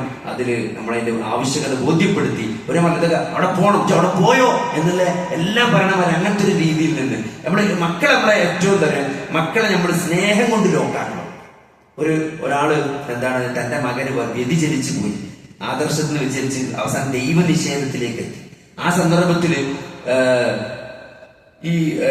ഒരു ഏറ്റവും നന്നായി ഒരാൾ കൊടുത്തൊരു ഉപദേശം, അദ്ദേഹത്തിന്റെ ജീവിതത്തിൽ ഏറ്റവും കൂടുതൽ ഫലപ്രദമായ ഒരു ഉപദേശം അതാണെന്ന് അദ്ദേഹം പറഞ്ഞത്. ആ ഉപദേശം എന്താ വെച്ചാൽ അദ്ദേഹം പറഞ്ഞത്, എങ്ങനെ നമ്മൾ തെളിവ് കൊടുത്തിട്ടും കാര്യമില്ല. നമ്മള് സ്നേഹിച്ചിരുന്ന മക്കളാണെങ്കിൽ സ്നേഹം കൊണ്ട് ലോക്കാക്കാൻ നമുക്ക് പറ്റുള്ളൂ. കൂടെ നിർത്തി സ്നേഹിച്ചില്ലോ. എന്റെ വാപ്പ ജീവിച്ചിരിക്കുമ്പോ ഞാൻ എങ്ങനെ അങ്ങനെ ചെയ്യാ എന്ന് തോന്നുന്ന മാതിരി നമുക്ക് എന്ത് ചെയ്യണം, ആ എന്താണ് അങ്ങനത്തെ വിഷയങ്ങളിൽ നമുക്ക് ഓരോ ലോക്കാക്കാനെങ്കിലും നമുക്ക് പറ്റണം. അത് സ്നേഹം കൊണ്ട് മാത്രമേ പറ്റുള്ളൂ. നേരെ മറിച്ച് നമ്മൾ വളരെ മോശമായ ഒരു വൈകാരികമായ പ്രതികരണത്തിലേക്കും നിലപാടിലേക്കൊക്കെ പോയാൽ അത് അകൽച്ച വർദ്ധിപ്പിക്കുകയും മക്കൾ എന്നേക്കുമായി നഷ്ടപ്പെടുന്ന അവസ്ഥയുണ്ട്. അതുകൊണ്ട് പരമാവധി ചേർത്ത് പിടിച്ചുകൊണ്ട് സ്നേഹിച്ച് നമ്മൾ മക്കളെ ലോക്കാക്കണം. അതിന്റെ അർത്ഥം പറഞ്ഞൊക്കെ ചെയ്തു കൊടുക്കണം എന്നല്ല സഹോദരങ്ങളെ, അത് നമുക്ക് മനസ്സിലാകുന്നവർക്ക് മനസ്സിലാവും. അതുകൊണ്ട് അല്ലാഹു സുബ്ഹാനഹു വ തആല കൃത്യമായിട്ട് ദീന് പഠിക്കാനും മനസ്സിലാക്കാനും അത് പ്രബോധനം ചെയ്യാനും അതനുസരിച്ച് ജീവിക്കാൻ വിശുദ്ധ ഖുർആൻ ഈ ദീൻ പറഞ്ഞാൽ മനസ്സിലാക്കാതെ ഖുർആനും ഹദീസാണ്. അതെന്നെ പഠിക്കണം. പണ്ഡിതന്മാര് പറഞ്ഞത് മനസ്സിലാക്കി ഒരാളുടെ ജീവിതം അത് ഖുർആനാണ്. ആയിഷ ബീവിനെ കാണാൻ വരുന്ന താബീകളുണ്ട്. അവരോട് നബി സല്ലല്ലാഹു അലൈഹി വസല്ലമയെ പറ്റി പറയുന്നുണ്ട്. എന്താണ് നബിയുടെ ജീവിതം ഖുർആനാണെന്ന് പറഞ്ഞാൽ എന്താണ്? അതിലെ ഹലാല് ആണ് നബി ചെയ്യുക, അതിലെ ഹറാമ് നബി ചെയ്യൂല അല്ലെ. അതിലെ എന്തൊക്കെ അതിൽ പറഞ്ഞിട്ടുണ്ടോ പകല് മുഴുവൻ ആ ഖുർആനെ നബി ജീവിപ്പിക്കുന്നു. പകല് മുഴുവൻ സംസാരങ്ങളിലൂടെ, ഇടപാടുകളിലൂടെ, ക്രയവിക്രയങ്ങളിലൂടെ, പെരുമാറ്റങ്ങളിലൂടെ ആ നബി സല്ലല്ലാഹു അലൈഹി വസല്ലമയുടെ ആ എന്താണ് ബഹുമുഖമായ ജീവിതത്തിലൂടെ ആ ഖുർആനെ നബി പ്രായോഗികമായി ജീവിപ്പിക്കുന്നു. പകല് രാത്രിയോ രാത്രി ആ ഖുർആൻ പാരായണത്തിലൂടെ രാത്രിയെ നിലനിർത്തുക ചെയ്ത് അങ്ങനത്തെ ഒരു പ്രവാചകനെ പകല് മുഴുവനും ആ ഖുർആനെ പ്രായോഗികമായി ജീവിപ്പിച്ച, രാത്രി നമസ്കാരത്തിലൂടെ ആ ഖുർആനെ ജീവിപ്പിച്ച ഒരു പ്രവാചകനെയാണ് നമുക്ക് മാതൃകയാക്കിയത്. അതുകൊണ്ട് സഹോദരങ്ങളെ, ഖുർആനുമായിട്ടുള്ള നമ്മുടെ ബന്ധം, നമ്മൾ എത്ര പഠിച്ചു, എത്ര രാത്രി ഓതുന്നുണ്ട്, അതെന്നെയാണ് നമ്മൾ ആലോചിക്കേണ്ടത്. അതിനെന്ത് മെച്ചുണ്ടാകണം അല്ലെ? ഓരോ ഖുർആൻ ഓതുമ്പോൾ നമ്മൾ ശ്രദ്ധിക്കേണ്ട പോയിന്റ് തന്നെ അതാണ്. ഈ ഖുർആൻ സഹോദരങ്ങളെ, ഈ ഖുർആൻ ഇന്ന് ഒരു ആയത്ത് ഓതിയത്, ഈ ആയത്ത് കൊണ്ട് എന്റെ ഈമാൻ എത്ര കൂടി, എനിക്ക് നാളെ ജീവിതത്തിൽ കർമ്മം ചെയ്യാൻ എന്താണ് ഈ ആയത്തിലുള്ളത്? അത് സഹോദരങ്ങളെ, അത് ഓരോ ആയത്തിലും നമ്മുടെ ഈമാൻ കൂടുന്ന, പ്രായോഗികമായി ജീവിതത്തിൽ പ്രതിഫലിക്കുന്ന ആ ഓത്തായിട്ട് ആ ഓത്ത് മാറുമ്പോഴാണ് സഹോദരങ്ങളെ ഈ ഖുർആൻ നമ്മുടെ സ്വഭാവമായിട്ട് മാറുക. നബിനെ പറ്റി പറഞ്ഞല്ലോ, നബിയുടെ സ്വഭാവമായിരുന്നു ഖുർആൻ. അത് നമ്മുടെ സ്വഭാവമായി വരണമെങ്കിൽ എന്ത് വേണം? ഈ ഖുർആനിനെ ആ ഒരു രൂപത്തിൽ നമ്മൾ ഓതണം, അത് മനസ്സിലാകണം, കാര്യങ്ങൾ അറിയണം, അറിഞ്ഞ കാര്യങ്ങൾ ജീവിതത്തിൽ ഇങ്ങോട്ട് പുറത്തേക്ക് വരണം. അത് നമ്മൾ പറഞ്ഞു കൊടുക്കും വേണം. പിന്നെ ആ ഖുർആൻ ഓതി രാത്രി നിസ്കരിക്കും വേണം. അപ്പോഴാണ് നമ്മൾ ഖുർആന്റെ ആളാകുക, അഹ്ലുൽ ഖുർആനാകുക. അഹ്ലുൽ ഖുർആന്റെ മെച്ചന്താരങ്ങൾ ഒരിക്കലും മാർഗഭ്രംശം സംഭവിക്കൂല, വഴിതെറ്റിക്കൂല. കാരണം അത് അല്ലാഹുവിന്റെ കയറാണ്. ആകാശലോകത്ത് നിന്ന് ഭൂമിയിലേക്ക് അല്ലാഹു ഇട്ട അല്ലാഹുവിന്റെ കയറാണ്. ഹബ്ലുല്ലാഹിൽ മംദൂദ്, അതാണ് ഖുർആൻ. അതിന്റെ ഒരറ്റത്ത് മുറുകെ പിടിച്ചാൽ ഒരിക്കലും വഴിതെറ്റൂല എന്നാണ്. അവൻ വഴിതെറ്റൂല, അത് ശരിയായ മാർഗമാണ് എന്ന് അല്ലാഹുവിന്റെ റസൂൽ ഗ്യാരണ്ടി തന്നാണ്. സഹോദരങ്ങളെ, നിങ്ങൾ ആ ഖുർആൻ ഉപേക്ഷിക്കാത്ത കാലത്തോളം നമ്മൾ നന്മയിൽ തന്നെ ആയിരിക്കും. അതുകൊണ്ട് അങ്ങനെ ഖുർആനിനെ കാണാനും പഠിക്കാനും മനസ്സിലാക്കാനും ജീവിതത്തിൽ പ്രയോഗവൽക്കരിക്കാനുള്ള ഒരു സംരംഭമാണ് സത്യത്തിൽ. അതിന്റെ ഒരു കേന്ദ്രമാണ് പള്ളികൾ എന്ന് പറഞ്ഞാൽ. അതുകൊണ്ട് ഇവിടുത്തെ ഖുർആൻ ക്ലാസ്സിന് നമ്മൾ കൃത്യമായിട്ട് പങ്കെടുക്കണം, പഠിക്കണം. അത് ഞാൻ പറഞ്ഞേ, ആ ആയത്തെ നമ്മൾ പഠിച്ച് നിസ്കാരത്തിൽ ഒന്ന് ആലോചിക്കി. നബി സല്ലല്ലാഹു അലൈഹി വസല്ലം പറയാണ്, എന്ത്, നിങ്ങൾ ആരെങ്കിലും നിസ്കാരം കഴിഞ്ഞ് പോകുമ്പോൾ നബി സഹാബത്തിനോട് പറയാണ്, നിങ്ങളിപ്പോ നിസ്കരിച്ച് പരീക്ഷണം ചെല്ലുമ്പോ ചുവന്ന 3 ഒട്ടകങ്ങൾ നിങ്ങളെ പെരന്റെ മുമ്പിൽ നിങ്ങളതായിട്ട് അവിടെ ഉണ്ട് എന്നറിയാൻ നിങ്ങൾക്ക് ഇഷ്ടമല്ലേന്നാ, നിങ്ങളത് ആഗ്രഹിക്കണില്ലേന്നാണ്. സഹോദരങ്ങളെ, ചുവന്ന ഒട്ടകം എന്ന് പറഞ്ഞാല് അറബികളെ സംബന്ധിച്ചോ ആ കാലത്ത് അങ്ങനെയാണ് അല്ലെ, അങ്ങനെയാണ് ആ കാലത്ത് ചുവന്നൊട്ടകം എന്ന് പറഞ്ഞാൽ. ഇന്നിപ്പോ നിങ്ങളോട് 3 വലിയ കാറുകൾ, നിങ്ങൾക്ക് ജീവിതത്തിൽ ഇന്ന് ഇവിടെ ഏറ്റവും വില പിടിപ്പുള്ള 3 കാറുകൾ, ആഡംബര കാറുകൾ അല്ലെ, 3 കാറുകൾ നിങ്ങളെ വീടിന്റെ മുമ്പിൽ ഇങ്ങനെ കൊണ്ടുപോയി നിർത്തിയിട്ടുണ്ട്. നിങ്ങൾ എന്താണെന്ന് പറഞ്ഞ് അങ്ങനെ നിങ്ങൾ ഇഷ്ടപ്പെടില്ല. എന്ത് ചെയ്താൽ മതി? നിങ്ങൾ നിസ്കാരത്തിൽ ഓതുന്ന 3 ആയത്തിനാണ്. നിസ്കാരത്തിൽ ഓതുന്ന 3 ആയത്തിന്റെ പ്രതിഫലം അതിനേക്കാൾ വമ്പിച്ചതാണെന്നാണ്, അതിനേക്കാൾ വലുതാണെന്നാണ്. അതിനേക്കാൾ വലുത് പിന്നെ എന്തേ ഉള്ളൂ? 3 ആയത്തിനേക്കാൾ വലുത് 4 ആയത്തേ ഉള്ളൂ. 4 ആയത്തിനേക്കാൾ വലുത് 5 ആയത്തേ ഉള്ളൂ. അതിന്റെ മേലേക്ക് ദുനിയാവിലെ ഒന്നും എത്തൂലെന്നാണ്. അത്രയാണ് നിസ്കാരത്തിൽ ഓതുന്ന ഒരു ആയത്ത് എന്നാണ്. അതുകൊണ്ട് സുന്നത്തിലൊക്കെ പഠിച്ചത് ഓതി സഹോദരങ്ങളെ ഖുർആനെ ജീവിപ്പിച്ച് ഖുർആനിന്റെ ആളുകളായിട്ട് മരിക്കാൻ നമുക്ക് സാധിക്കേണ്ടതുണ്ട്. അല്ലാഹു സുബ്ഹാനഹു വ തആല തൗഫീഖ് നൽകുമാറാകട്ടെ. റബ്ബനാ ആതിനാ ഫിദ് ദുനിയ ഹസനതൻ വഫിൽ ആഖിറതി ഹസനതൻ വഖിനാ അദാബന്നാർ. അല്ലാഹുമ്മ ഗ്ഫിർ ലിൽ മുഅ്മിനീന വൽ മുഅ്മിനാത്ത് വൽ മുസ്ലിമീന വൽ മുസ്ലിമാത്ത്. അല്ലാഹുമ്മ അഇസ്സൽ ഇസ്ലാമ വൽ മുസ്ലിമീൻ വഅദില്ല അശ്ശിർക വൽ മുശ്രികീൻ. റബ്ബനാ ളലംനാ അൻഫുസനാ വഇൻ ലം തഗ്ഫിർ ലനാ വതർഹം ترحمنا لنكونن من الخاسرين ربنا هب لنا من أزواجنا وذرياتنا قرة أعين واجعلنا للمتقين إماما اللهم أحينا على الكتاب والسنة وأمتنا مع الإيمان والتوبة توفنا مسلمين وألحقنا بالصالحين ربنا لا تزغ قلوبنا بعد إذ هديتنا وهب لنا من لدنك رحمة إنك أنت الوهاب اللهم يا مقلب القلوب ثبت قلوبنا على دينك اللهم يا مصرف القلوب صرف قلوبنا على طاعتك آمين آمين برحمتك يا أرحم الراحمين اللهم صل على محمد وعلى آل محمد والحمد لله رب العالمين سبحانك اللهم وبحمدك أشهد أن لا إله إلا أنت أستغفرك وأتوب إليك